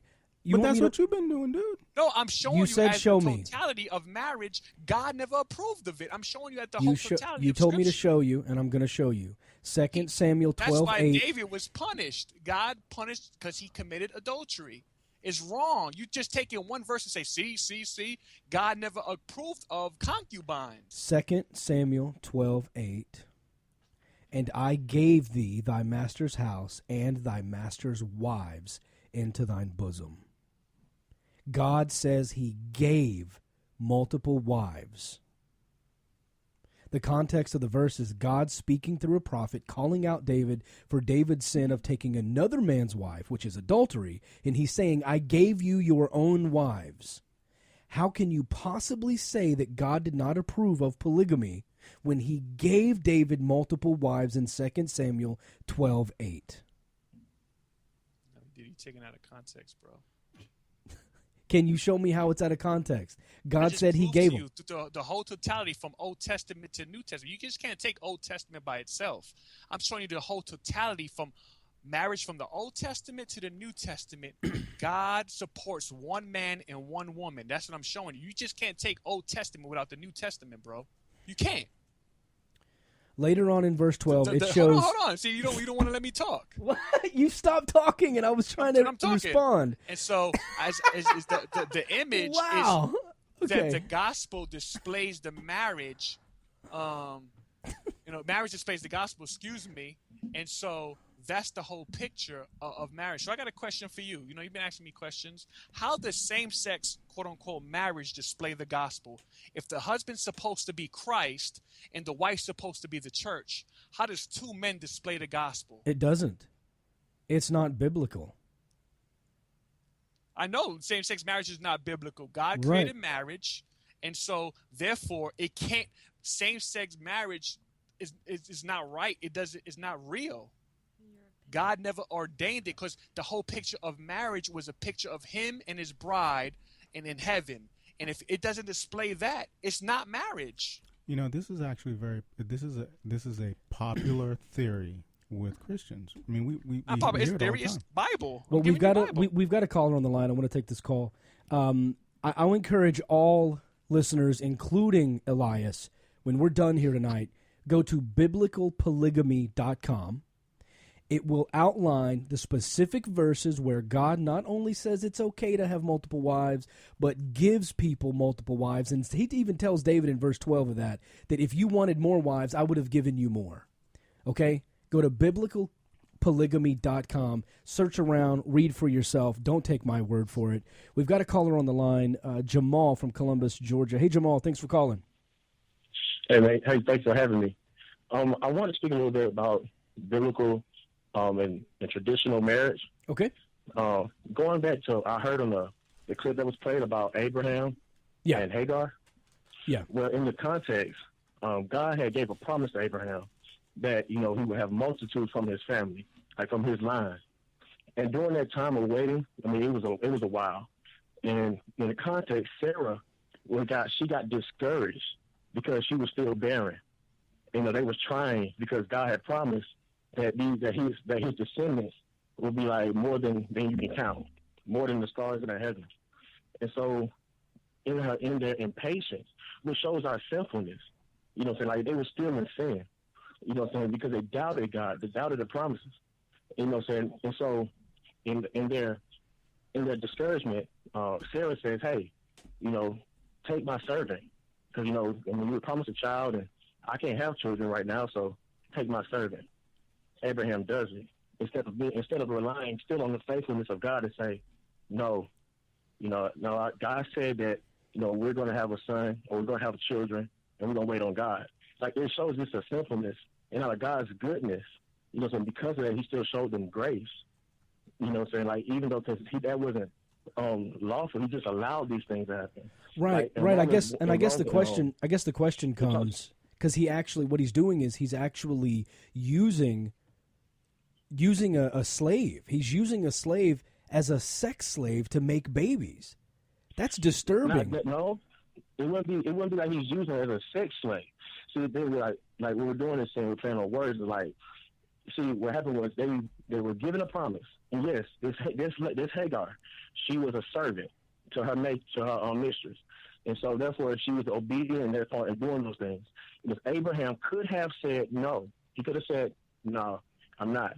But he knew that it was promising that he would have children. Right. No, I got you. But he doubted. Yep, I got you. You see in the context, we see sin. Yeah. We see sin at work, how we're like, even going back to creation, like Adam and Eve, like to trust God in all of his wisdom, but yet seeing this tree of knowledge of good and evil, like, I want to know what God knows instead of trusting all his infinite wisdom. And so I want to be like God, because that's how Satan tempted Eve by saying, he knows that it make you like him, knowing good and evil. So it was tempting. She saw that it was good for the eyes, and it was desired to make one wise. So she took a bite and then passed it to her pastor's husband. Right. No, I understand what you're saying. We see sin, how it enters in and how it affects mankind. No, absolutely. That's a great point. But my question is, do you not see that they're basically using a slave as a sex slave to fulfill God's will of them being fruitful? They're doing just like all of us do because of sin. Like, God has given his standard. He has given what he has said. He has made his promise. And what we have done is like, you know what? I don't want to wait. I don't want to take him at his word. I'm going to do what I want to do. And because of sin. Like, if we're going to base a standard off of what sinful man did opposed to what a perfect God had established, then that's when we're messing up. Because God had established something perfect, and through sin, like, we messed it up. Like, we made it all these things that it's not. Okay. Go ahead, Alex. Yeah, no. My question, and it really is a question. So you're saying that you're interpreting that what happened was sinful. Why couldn't it? Why could that not have been part of God's plan? But God allowed it. I mean, the thing is, like, if he foreknows the situations, he already knew that from the time of the garden. Like, he already knew after the sin had completed, when he told Eve, so there's going to be enmity between the serpent seed and her seed all through life. He will bruise his heel, but he will crush his head. Like, that was already symbolizing the redemption of mankind. But so all through that, God already knew these things were going to happen.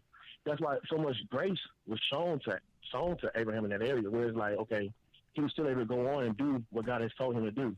He still, all the multitude of generations came through his line, outside of, with, Isaac and so on and so forth. Like, he had a multitude, he had a start, he had, like, many that can be counted. But all those things were still given to him because God had a plan in mind. Like, he still had his promise to be fulfilled. Okay. So on the verse that I was talking about, because really what we're talking about, you're getting into sin and how this behavior was sinful, and that's not really what we're that's not really what we're talking about. What we're really talking about is traditional marriage and how God was okay with polygamy, and in 2 Samuel 12, how he actually says he gave David multiple wives. How do you reconcile traditional marriage allegedly being between one man and one woman, yet you could sell your daughter into polygamy if you wanted, and God was okay with that. That in 2 Samuel 12:8, God said to David, I gave you these wives, and I would have given you more if you wanted more. How do you reconcile that with God not being okay with multiple wives? Okay. Now, in the text that we've seen, 12:8, I have it in front of me. You got the prophet Nathan coming to David. This is after David had committed his sin of having Uriah killed for Bathsheba. And so he said, Nathan said to David, you are the man, thus says the Lord, the God of Israel. I anointed you king over Israel, and I delivered you out of the hand of Saul. And I gave you master's house and your master's wives into your arms, and gave you the house of Israel and Judah. And if this were too little, I would add to you as much more. Why have you despised the word of the Lord to do what is evil in his sight? You have struck down Uriah the Hittite with the sword, and have taken his wife to be your wife, and have killed him with the sword of the Ammonites. When David came into power from after Saul, like, all those things were given him, the kingdom, like, all of that land was given to David, including the wives, including the multiple wives. Right? That was on him. And it's still sinful to have multiple wives. What? But God, these are things that God allowed to happen. But see, he had a man killed because he lusted after another man's wife. He adulterous in his heart. Lusted after another man's wife. David had his own wife before he took kingship. He had his own. So you see his lust from this after this man's wife, and so much so that he has her husband killed just so he can be with her. And God is saying, look, you have all this I've allowed you to have, all this I've given you. Why would you do this? Why would you go commit murder to have something that doesn't belong to you? And you have all of this. Like, I don't understand. Right. So he has the. We're not satisfied. Our flesh you're just kind of. You're kind of. More. Well, Jamal, I appreciate it. Jamal, I appreciate it, and I love Bible study just as much as any atheist. But I got to tell you, you're avoiding the concept. You're right. He's saying the overall story is, I gave you all this. Why are you being sinful? You're right. That's the whole point. The one caveat is part of what God says he gave him was multiple wives. I gave you all of this, including the wives. Why would you want more? That's a logical question. I mean, it kind of is. I mean, I already gave you all these wives. I'm telling you, you can have all these wives. Why would you want more? Isn't that the story? That's what's happening. But see, the thing is, that doesn't mean that God has ordained for it to be multiple wives. He gave him multiple wives. You got Jesus to come through later. He gave him multiple wives. You got Jesus, who is fully God and fully man, comes in a picture later on in the Gospels to say that it should be between one man and one woman. Okay, so God can... He establishes that again. So God God already established from the beginning. So and he repeats what happened in Genesis.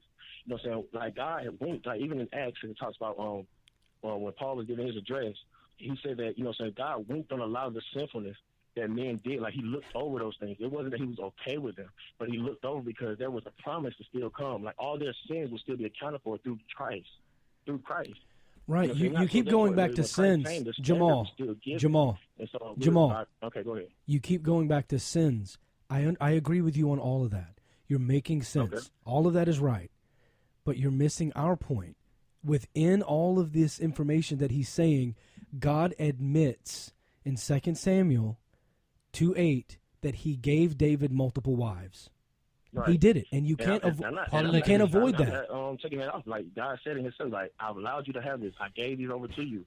So when he took this kingship, all this, he not just mentioned the wives. Keep in mind, he mentioned the lands. He mentioned everything that belonged to Saul beforehand. He mentioned all of it. And Saul had wives. He had a lot of stuff.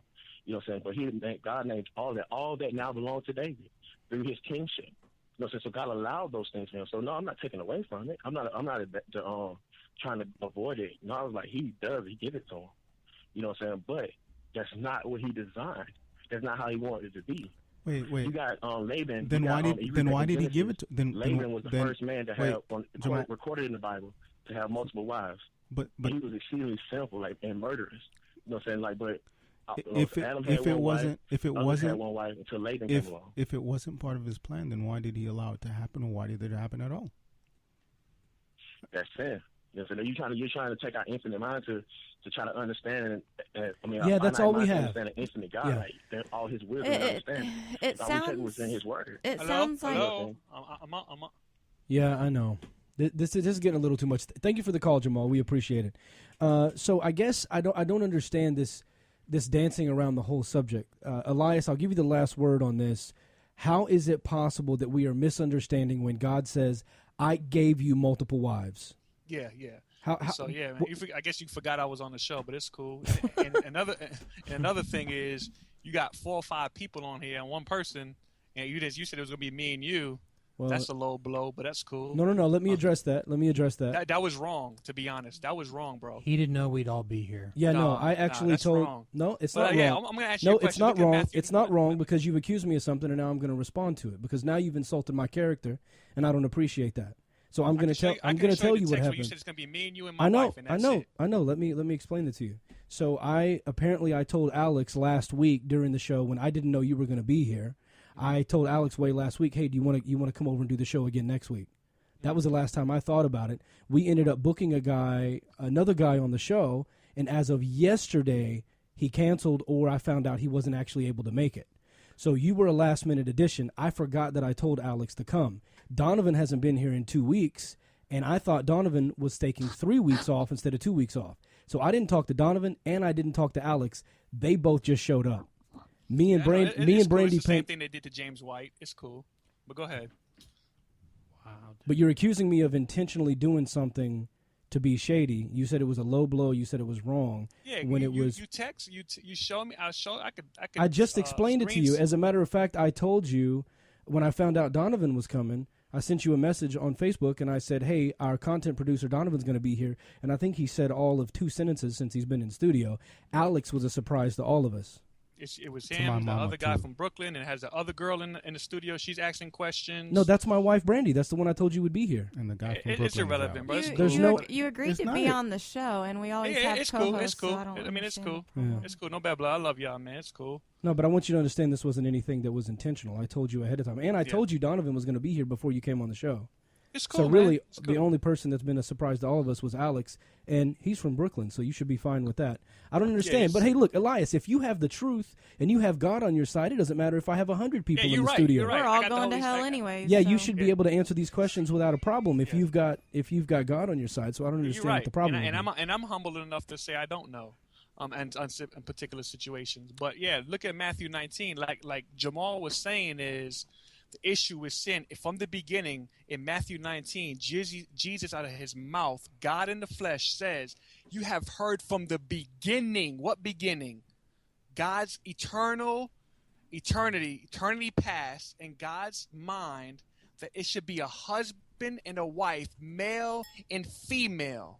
It was never designed for man and man, woman and woman, concubines, whatever. Jesus saying himself from the beginning. Okay. Then he says this. Then people will say, what about, the certificate of divorce? He said, yes, because the hardness of men's hearts, he allows it. He doesn't agree with it, but he allows it because the sinfulness of our hearts. And that's what Jamal is saying is, it's because of man's sinful heart, not because of God's perfection. Okay, but I think it's clear to everybody listening. Yeah. That you think it's between one man and one woman. Jamal thinks it's between one man and one woman. It's the text. It's clear look at the text. But it's clear to every listener that you look at the texts that agree with you, but the texts that show you that God was blessing and okay with multiple wives, you close your eyes and don't want to look at those texts. You want to say that they're out of context. That's inconsistent, Elias. Either you take the whole Bible or you don't take the whole Bible. It's not. And like he said, it's not. That just ends it. That ends the whole thing. You saying it's not. It's not. How?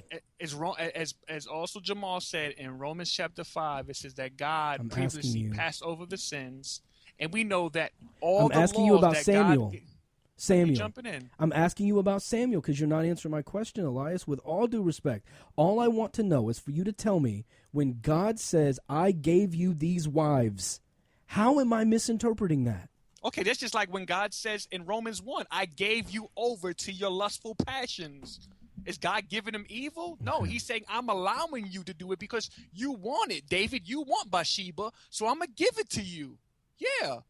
Just like he said, I gave them over to a reprobate mind. So he's doing it. Okay, you so want he's it? letting them. You want the White House to be gay? You can have it. You want Obama to be pro-gay? You can have it, America. That's what he's saying. All right. You want it, so I'm going to give it to you. That's what he's saying. Yes, I gave you those concubines, David, because you want it. I think you're taking it out of context now. If you go back and read all of Samuel, I think read it. I encourage everyone. The same word is used there. He gave them over to the reprobate mind. So God let us have gay marriage, so we you want it. He said you want that sinful desire. In Romans 1, he says they burn with passion and they exchange the natural for the unnatural. And he said because they wanted it, God gave it up to you. You want it, you can have it. All right, let's talk now. Judgment. Don't run now. Don't run. Don't run. Look, let's change now. Let's change now. Don't run. Let's stay in the text. Elias, you're not making sense. I'm not making sense. I'm telling you what he means by giving. You said to answer the question. I answered your question. Yes, he did. He did give them to. I would say God did give him concubines because he wanted them. David wanted sexual immorality. So he gave it to him. So that's a very convenient way to deal with this. If God gives it, then God's not okay with it. God is saying, here, if you want to be sinful, go be sinful. Yeah, but that's not what he's. Now hold on a second, because that's not okay. Well, now you got muted.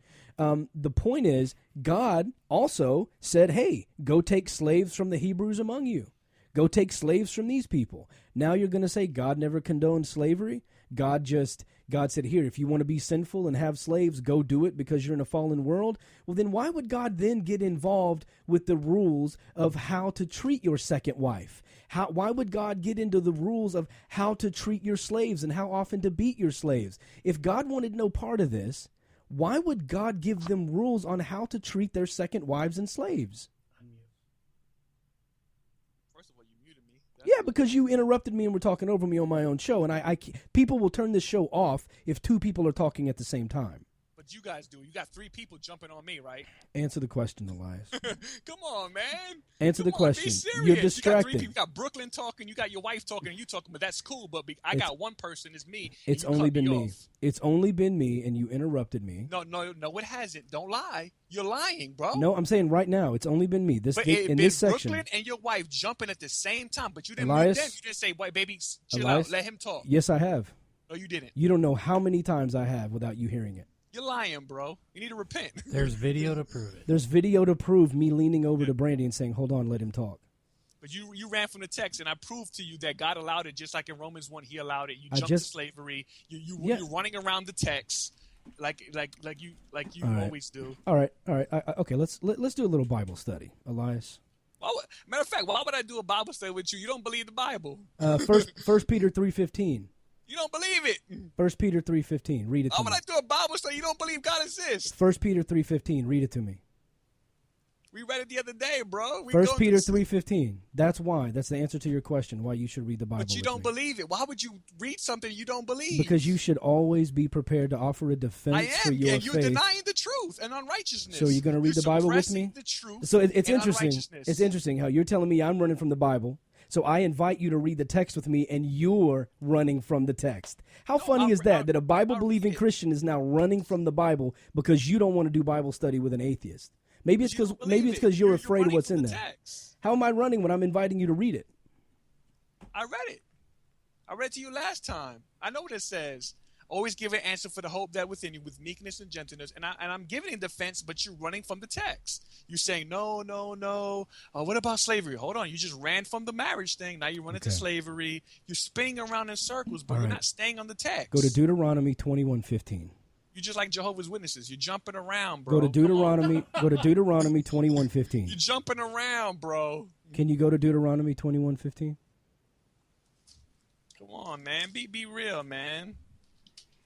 Are you going to go to Deuteronomy 21:15? Yeah, I go to it. Come on, you can't just jump read, around. read for me. I want you to read it. Deuteronomy 21. That's basic hermeneutics, bro. You got to stay in the text, bro. You can't 21:15 through 17. You go ahead and read it. 21:15 through 17. You read it. When I get there, read it. Go ahead and read. You scared to read the Bible? Do you not know where to get Deuteronomy from? Is it too hard for you to find? I'm turning to it right now. All right, I'll do it for you. If a man has 2 wives, one beloved and another hated, which I could see that happening, and they have borne him children, no offense, baby, both the beloved and the hated, if the firstborn son that be hers that was hated, then it shall be, when he maketh his son to inherit that which he has, then he may not make the son of the beloved firstborn before the son of the hated, which is indeed the firstborn. But he shall acknowledge the son of the hated for the firstborn. This is God intervening, talking about giving laws on how to treat both your first wife and your second wife if they both give you kids. So you tell me, if God is not okay with this man having both wives, why is he making rules on how to treat the first and second wives? Why does he say that you can take a second wife as long as you don't take any food or anything away from the first wife? Why does God say that if he's not okay with multiple marriages? I just answered your question, bro. Because First Romans and somewhere else in the Bible, right? I gave you Jesus as you heard from the beginning. So you're just gonna. So you're running from the text. Wife. So you're scared. I'm not running from it. You're scared of Deuteronomy. You're scared. Can you not address that? Because this text makes the Jesus text wrong, and it makes you uncomfortable. It's clear. It makes you uncomfortable to see God being okay with 2 wives, because that makes your traditional argument crumble. How is Jesus okay when he displays the gospel in marriage? How is he okay with multiple wives? He says a man should have his own wife. Then Deuteronomy must be wrong. Then Deuteronomy must be wrong. Is Deuteronomy wrong? No, it's not. I believe the Bible 100% from front to back. But what if Deuteronomy 21:15 through 17? Jamal told you already. We going in circles, bro. It's because you're avoiding the text, Elias. No, I'm not. Yeah, you are. All right. Well, if you're not going to talk to me about it, and you're going to just tell me that it's wrong and quote other Bible verses when I ask you to read Deuteronomy, if you're going to run from the text, there's nothing I can say about it. I want to move now to gay marriage benefiting society. Do you think there is any benefit at all to society of gay marriage being legal? Absolutely don't. Okay. There's a video that is being passed around, and I saw it being posted. Shocked me. Brandy showed it to me. It shocked me when I saw that it actually been posted by Dr. Michael Brown from AskDrBrown.com, who I did a live show with in Charlotte, North Carolina. Here is the entire audio of that video being passed around the internet of people who are anti-gay marriage. Let's take a listen to this. Should marriage be limited to one man and one woman? Why do governments promote marriage between one man and one woman? It's not just because two people love each other. No, it's for the perpetuation and stabilization of our society. This understanding of marriage is rooted in the biological facts of nature. But do we really have any compelling reason to maintain such a narrow definition? Or has the time come for the government to revise and expand our understanding of marriage to include same-sex couples? When it comes to the behavior of its citizens, a government has only three options. It can promote, permit, or prohibit their behavior. For example, the state promotes police work, permits most occupations, but prohibits drug dealing. Why? Because dealing drugs harms society, while police work greatly benefits society. In the same way, our government promotes natural marriage, permits most relationships, but prohibits incest and pedophilia. Why? Because incest and pedophilia harm our communities, while natural marriage benefits our communities. And here's how. Natural marriage creates children, it best raises children, it protects women, it civilizes men, it lowers crime, poverty, and welfare, which in turn reduces government spending and deficits. In short, natural marriage perpetuates and stabilizes society. Everyone benefits from that, even those who don't get married. Now, let's look at same-sex marriage. What benefits does it provide?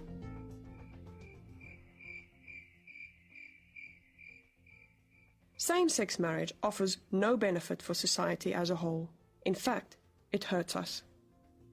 Promoting same-sex marriage changes the very purpose of the civil institution of marriage.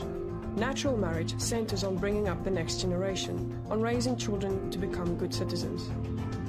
Same-sex marriage merely validates sex partners.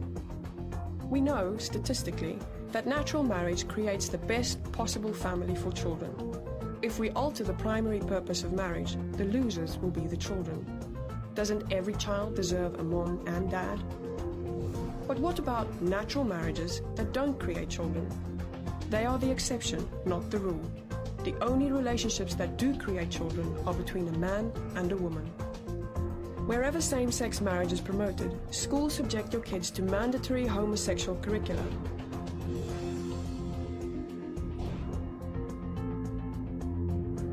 Your business and your taxes fund homosexual relationships.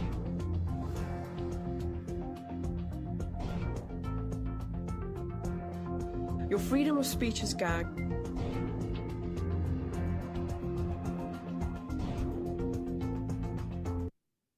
Okay, hold on. The video's almost done, but I've got to stop it there just because she's saying so many things. Your freedom of speech is gagged. You can still say I'm not okay with gay marriage. There's nothing wrong with that. There's something wrong with it, I think, but you have the freedom of speech to say you disagree with it.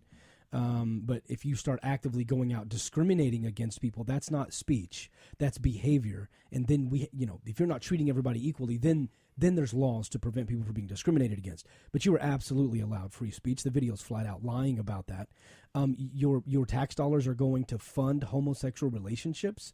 What are you talking about? You think there's some big gay fund somewhere where all gay people pay their mortgages from? What are you talking about? Your tax dollars go to fund gay marriages? I don't even understand what that means. Required homosexual curriculum in schools? I don't understand what this video is talking about. I want to let it finish, and then I want to open it for conversation. I just had to break in. And your religious freedom is overruled. Yeah, your religious freedom is overruled. Because now that gay marriage is legal, you absolutely have to go get gay married. What are they talking about? How is two gay guys getting married busting in on Elias's religious freedom? Elias, do you believe that your religious freedom is infringed upon because gay people can now get married? I don't know if you agree with that line or not. I'm just trying to find out. Yeah, so it's not religion; it's a relationship with God. Well, you're really quiet again, by the way. Yeah, I'm sorry.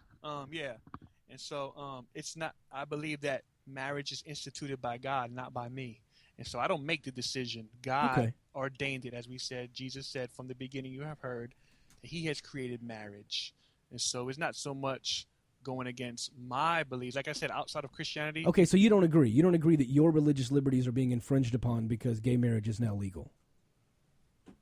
No, we got freedom. Okay, cool. I just want to make sure you agree because I think that part of the video is completely ridiculous, and I see that you agree. Okay. And you said that's Michael Brown. That doesn't sound like him. No. It's a video he posted. He actually he when I say posted it, he put it up on his YouTube channel. Yeah. I understand. Go ahead.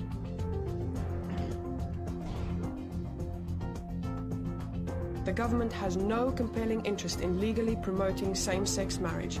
None. But we have every reason to continue to promote natural marriage. But what about equality? The law already treats everyone equally. Every citizen can marry someone of the opposite sex. Okay, we'll get to that in a second. But is it fair to promote natural marriage but not promote same-sex marriage? Yes, the law treats all people the same, but it doesn't treat all behaviors the same. Same-sex marriage and natural marriage are different behaviors with different outcomes, so the law rightfully treats them differently. Isn't this discrimination against homosexuals? No, this discriminates against behaviors, not people. For example, are you being discriminated against when the government promotes police work, but you never become a police officer? No, not at all. We all benefit when police work is encouraged. In the same way, people who don't marry someone of the opposite sex are not discriminated against when our government promotes natural marriage. In fact, we all benefit when natural marriage is encouraged. But what about tolerance? Yes, same-sex marriage advocates need to be more tolerant. Oh, we need to be more tolerant. Homosexual relationships are already tolerated in the US. They can already commit themselves to each other until death do them part, without government endorsement. But only the union of one man and one woman should be promoted, because it alone is the foundation of a civilized society. That's not bigotry, that's biology. Wow. Okay, so this concept of gays are treated equally because they can marry someone of the opposite sex too. Elias, let's talk for a minute about that biology. Do you believe that gay people are born that way, or are they making a decision? Yeah, we talked about this last time. I believe both. I believe, we're all born sinners in sin, and that person's inclination will be homosexuality. My inclination was born a liar or a thief, a fornicator. Born that way, yes, in a sense of, their sinful nature leans to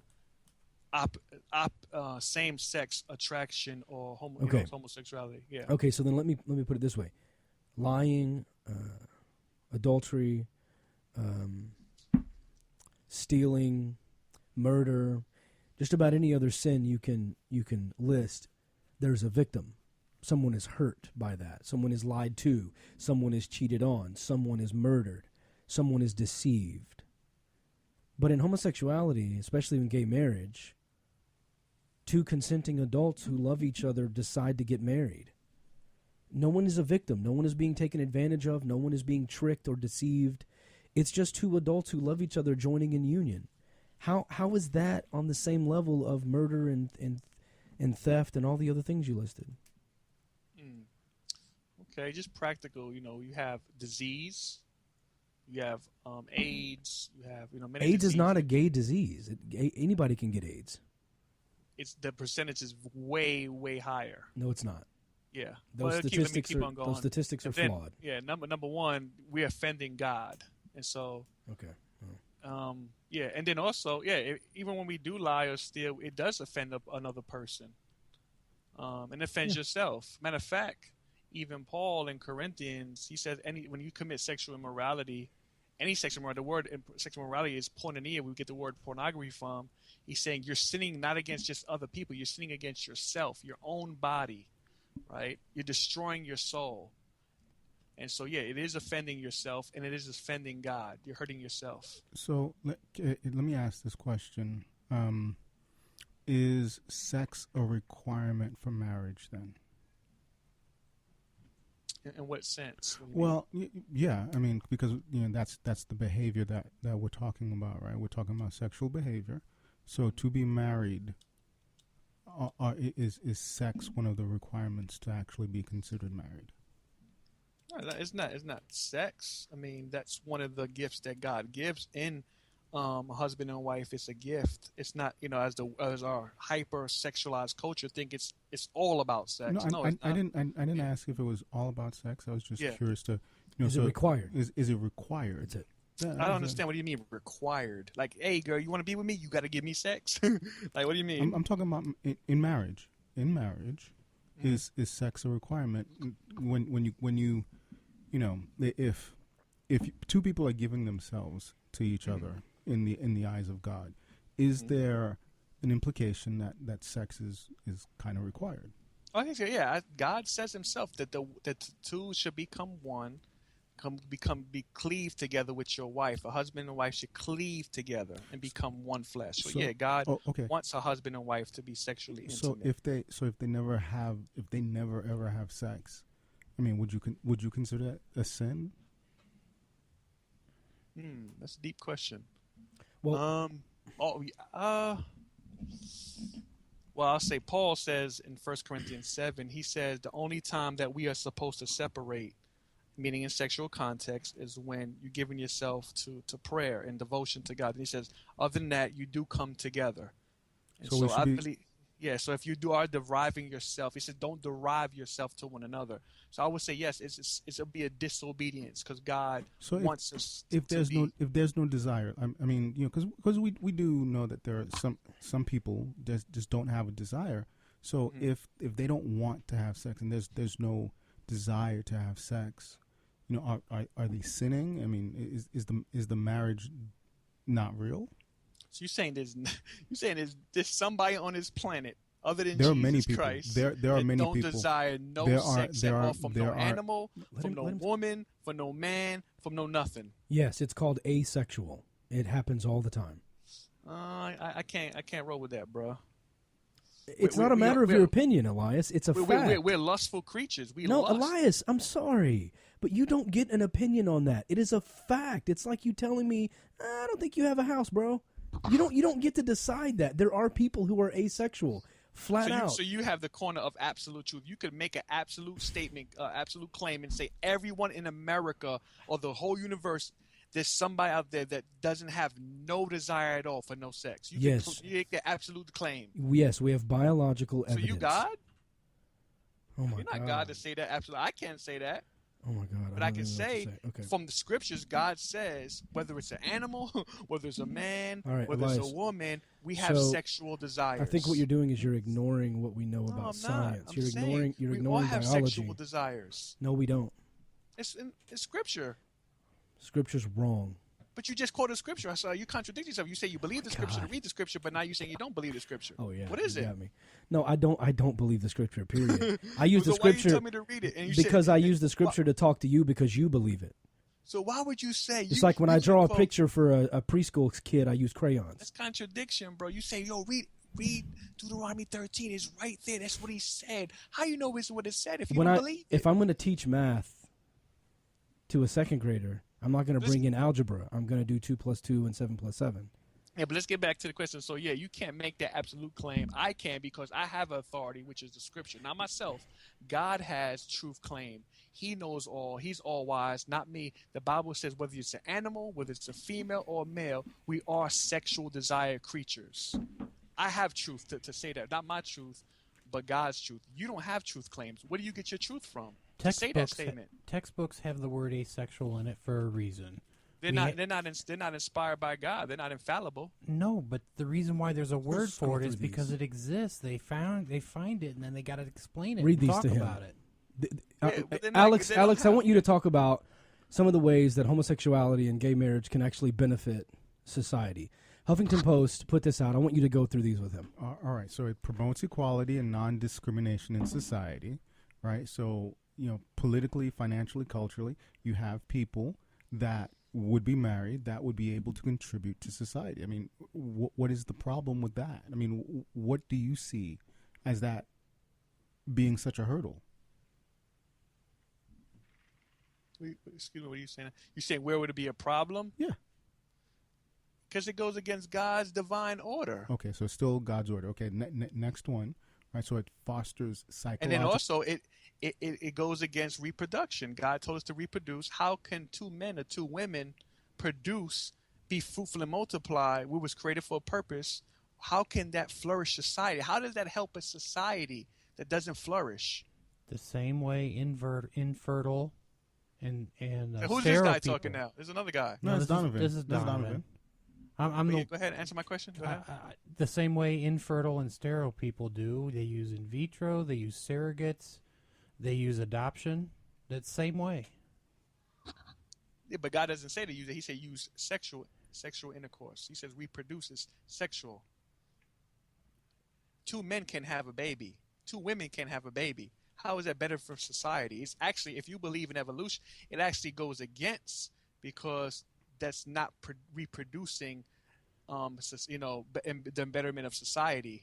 So are infertile women and sterile men, are they kind of against God because they can't reproduce? I'm just asking. I'm not trying to be mean. I'm curious. Yeah. What do you mean by that? I mean, if they can't reproduce, does that mean they can't be married? Does that make them bad? No, I'm not saying they can't be married. I mean, that's between a husband and wife. I believe that would be, some believers disagree and agree on those things.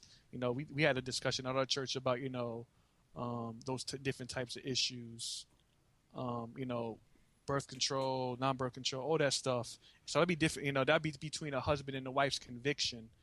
Me and my wife, where we stand on it, just be transparent. Like if my wife couldn't have kids, we wouldn't do that. That's just our conviction. We would trust God, and if it's not, can't have a baby, it wasn't meant for us to have a child. So can't a same-sex marriage feel the same way? But as if I'm a true Christian, I can't see that in the Bible. God does not condone in two men having a family, as Jesus says. You heard from the beginning, a male and female, not two males having a family.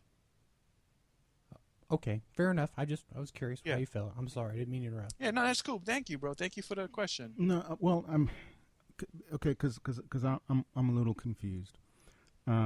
Because if the cause, or if we are married, can I ask you a question? This just came off the top of my head. Yeah. How is it if you have just say a boy, right?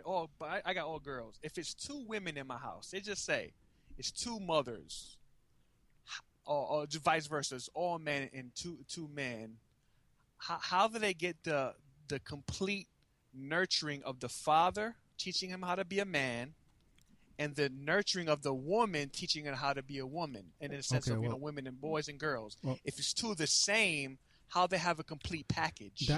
That's interesting, because my dad left me before I can remember. I mean, so. I didn't grow up with the dad. He didn't die. He walked away. I guess that was also part of God's plan. And I look at my mom. My mom did as much as she could. And I also had my grandmother who was there. So technically I was raised by two women. They lived in the same house. Now, it's not the same kind of relationship, obviously, but I had two very loving, very maternal. I mean, my mother's a matriarch. My grandmother was the matriarch before her. Very powerful women that raised me. And yet I grew up and still have a male identity. I know who and what I am. I've kind of always known who and what I am. So I didn't have to be taught what I wanted to be. I didn't have to figure out what my desires were. That was all intrinsic to me. And my mother didn't teach me how to be a man, or how to be male. I just was. So I mean that argument kind of falls flat, right? Because if you have two people that are loving and nurturing, whether it be male male, female female, mother grandmother, like a lot of people in the hood, that don't happen to have a nuclear family, a traditional nuclear family by your traditional definition, that is, they wind up being just fine. It's not like a man and a man or a gay couple of any sort raise gay children. Unless that's what you think happens. Bro, our society is so bad right now with manhood. What are you talking about? Oh, wait, whoa. No. We're falling. Oh, wait, stop. We're losing men by the second. Okay, and that's because not stop dodging. Stop dodging. Right? Stop dodging. What I said was, are you saying that and I don't really buy all of that, because when you actually take a look at the divorce rates or the single, I mean, that's been way overblown. We already know that, dude. We already know that. Overblown. We know that's overblown. We have daddy deprivation, you know. You know what I'm saying? Like, it's destroyed. The home is destroyed. Especially, you talking about the urban context. So, urban context. Like, okay, it's so destroyed. Oh. You know, either you have two extremes. You have the overly passive man, or you have the straight overlord caveman. And I agree that the Bible teaches both of them are wrong. That Jesus is the epitome of what manhood is. And so, that's what you have. Ever since the fall, you have super passive, or you have the overlord. And man, especially talking about the urban context, I'm a minister in the urban context, is that it's definitely manhood is shattered. You know, and that's how we have this. When the man is gone from the home, that's what we have the slope of the ball effect of gay marriages, divorce rates, because you got to remember, look, even the Father reflects our Heavenly Father in heaven. It's a picture of our Heavenly Father, right? How good and kind. He's a provider. He's loving. He's gracious. You know, that's even kids. If you don't have a father in the home, that's not displaying the picture of God. That's how God designed us to be. And so if you have two females, how is that displaying? Of course, you don't going to say no because you don't believe there's a God, but how is that displaying the character of the Creator, which is a Father in heaven? Well, wait, you have two women. You have two. You know, how is that display manhood, fatherhood? Excuse me. How does that display fatherhood? If two women is in the household, you know what I'm saying? Like, how does that even? You know, I matter of fact, to be transparent, my sister-in-law, my wife's sister, she's bisexual, right? She's 1 minute she's with a man, the next minute she's with a woman. Right now she's with a woman, and so her home is shattered and her kids are confused. Now it has become a snowball effect. Now her daughter, she has baby daddies, but also she's confused. 1 minute she's with a woman, next minute she's with a man, and she don't know what the heck is going on. All right, so if we started quoting, you know, stats that gay parents are just as good, or because we actually do collect that information now. I mean, it's earthly data, but you know, we do have that kind of information. Would you just reject that as what? What are you saying, that they could be just as good? Just as good. I mean, you know, especially if I'm thinking about a male-female relationship, a traditional marriage, and the father happens to be a little bit abusive or a lot of bit abusive, and he is exemplifying, you know, I would say probably exemplifying what he believes Jesus, or actually what God, at least the God of the Old Testament, was, and he was abusive, and he completely shattered the identities and the esteem of these children, versus a same-sex couple where the kid is in a loving home and fully nurtured. How can you deny that? They're still. I believe they're still messed up. So why? As I said, from a biblical worldview, the Father displays the Heavenly Father, and if it's not present, it's not divine order how God designed it. So, the kid. I just gave you example. Practical example of my own family. My wife's sister, their family is jacked up. No men. Her father committed. My niece's father committed suicide. There's no father in the home. Nothing now. She don't know what he is. Once she is, 1 minute she's bisexual, next minute she's heterosexual. Her mother's the same way. Like it confuses because we don't have no absolute truth. Where do I turn? We don't have. Maybe I'm a woman. Maybe I'm a man. Maybe I need to be with a man. It destroys the home because that's not God's divine intention of how it's supposed to be. But there's places where those couples... And she begs, I wish I had my father. She weeps. Well, I wish I had a father in my home. She sees me and my wife's marriage. I wish I had that. Where does that come from? Because we're made in the image of God. We know that our father and the mother is supposed to be natural. Oh, no, I think people just want companionship. No, they want their father. Elias, You want your father. I guarantee deep down Okay, you wish Elias. you had your father. Okay. Be honest. Elias. You want me to be transparent? I'll be transparent. Why don't you be... I guarantee deep in your soul it's because God put that in us. We long for our Father because it displays the Heavenly Father. Elias, Even me, I'm going to be transparent. My father died when I was 10. I desired my father. Of I don't course. want to be without a father. Of course. Okay, so Elias, I'm going to have to cut the show short tonight. I want to have you back. I want to play the audio from Pastor Stephen Anderson. I want to have the Bible contradictions conversation. I do have to end the show.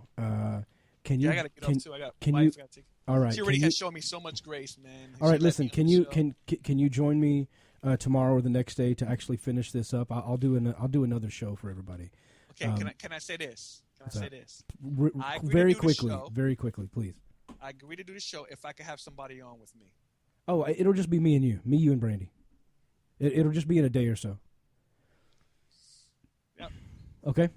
Okay. If it's just me and you, that's cool. Okay. But That's if you have somebody else, I want to have somebody else on. That's fine too. But again, when you get all these people talking, it just kind of gets for crazy radio. So I apologize to everyone. We do have to end the show. There's something else going on, but we are going to end up doing the LGBT youth health statistics, the bullying statistics, and the Trevor Project suicide statistics. And I want to play the audio from Pastor Stephen Anderson. And I want to have Elias back, and we're going to talk about the Bible contradictions. Elias, thank you so much for being a part of the show. I do appreciate it. I want to thank y'all so much, man. Thank All you. right. Thank you. Elias, give them your website one more time in case they want to find out more about you. It's letscarryit.org. All right. Well, ladies and gentlemen, Elias, thank you so much, sir. We'll be in contact, and I'll talk to you soon. All right. Love y'all. All right. Take care. So, yeah, I apologize. I'm just going to have to end the show. There are some technical issues and some other issues going on. Things are just kind of crazy right now. So I'll make it up to you, and I'll fix it all, and we'll put it all together. And I actually want to have him back because I've got so much audio that I pulled from Pastor Stephen Anderson, and I want to get to that, and I can't wait to get to that. But I don't want to play it with just me and let me rant about it. I want to have Elias on, and I want to play it because a lot of the things he says are biblical, but I don't know that Elias would agree with it. So that's why I'm really wanting to get Elias on to play this. So expect another show this week. I'll have Brandy and me and Elias on, and we'll do the last half of this show, I promise. Thank you all so much for listening.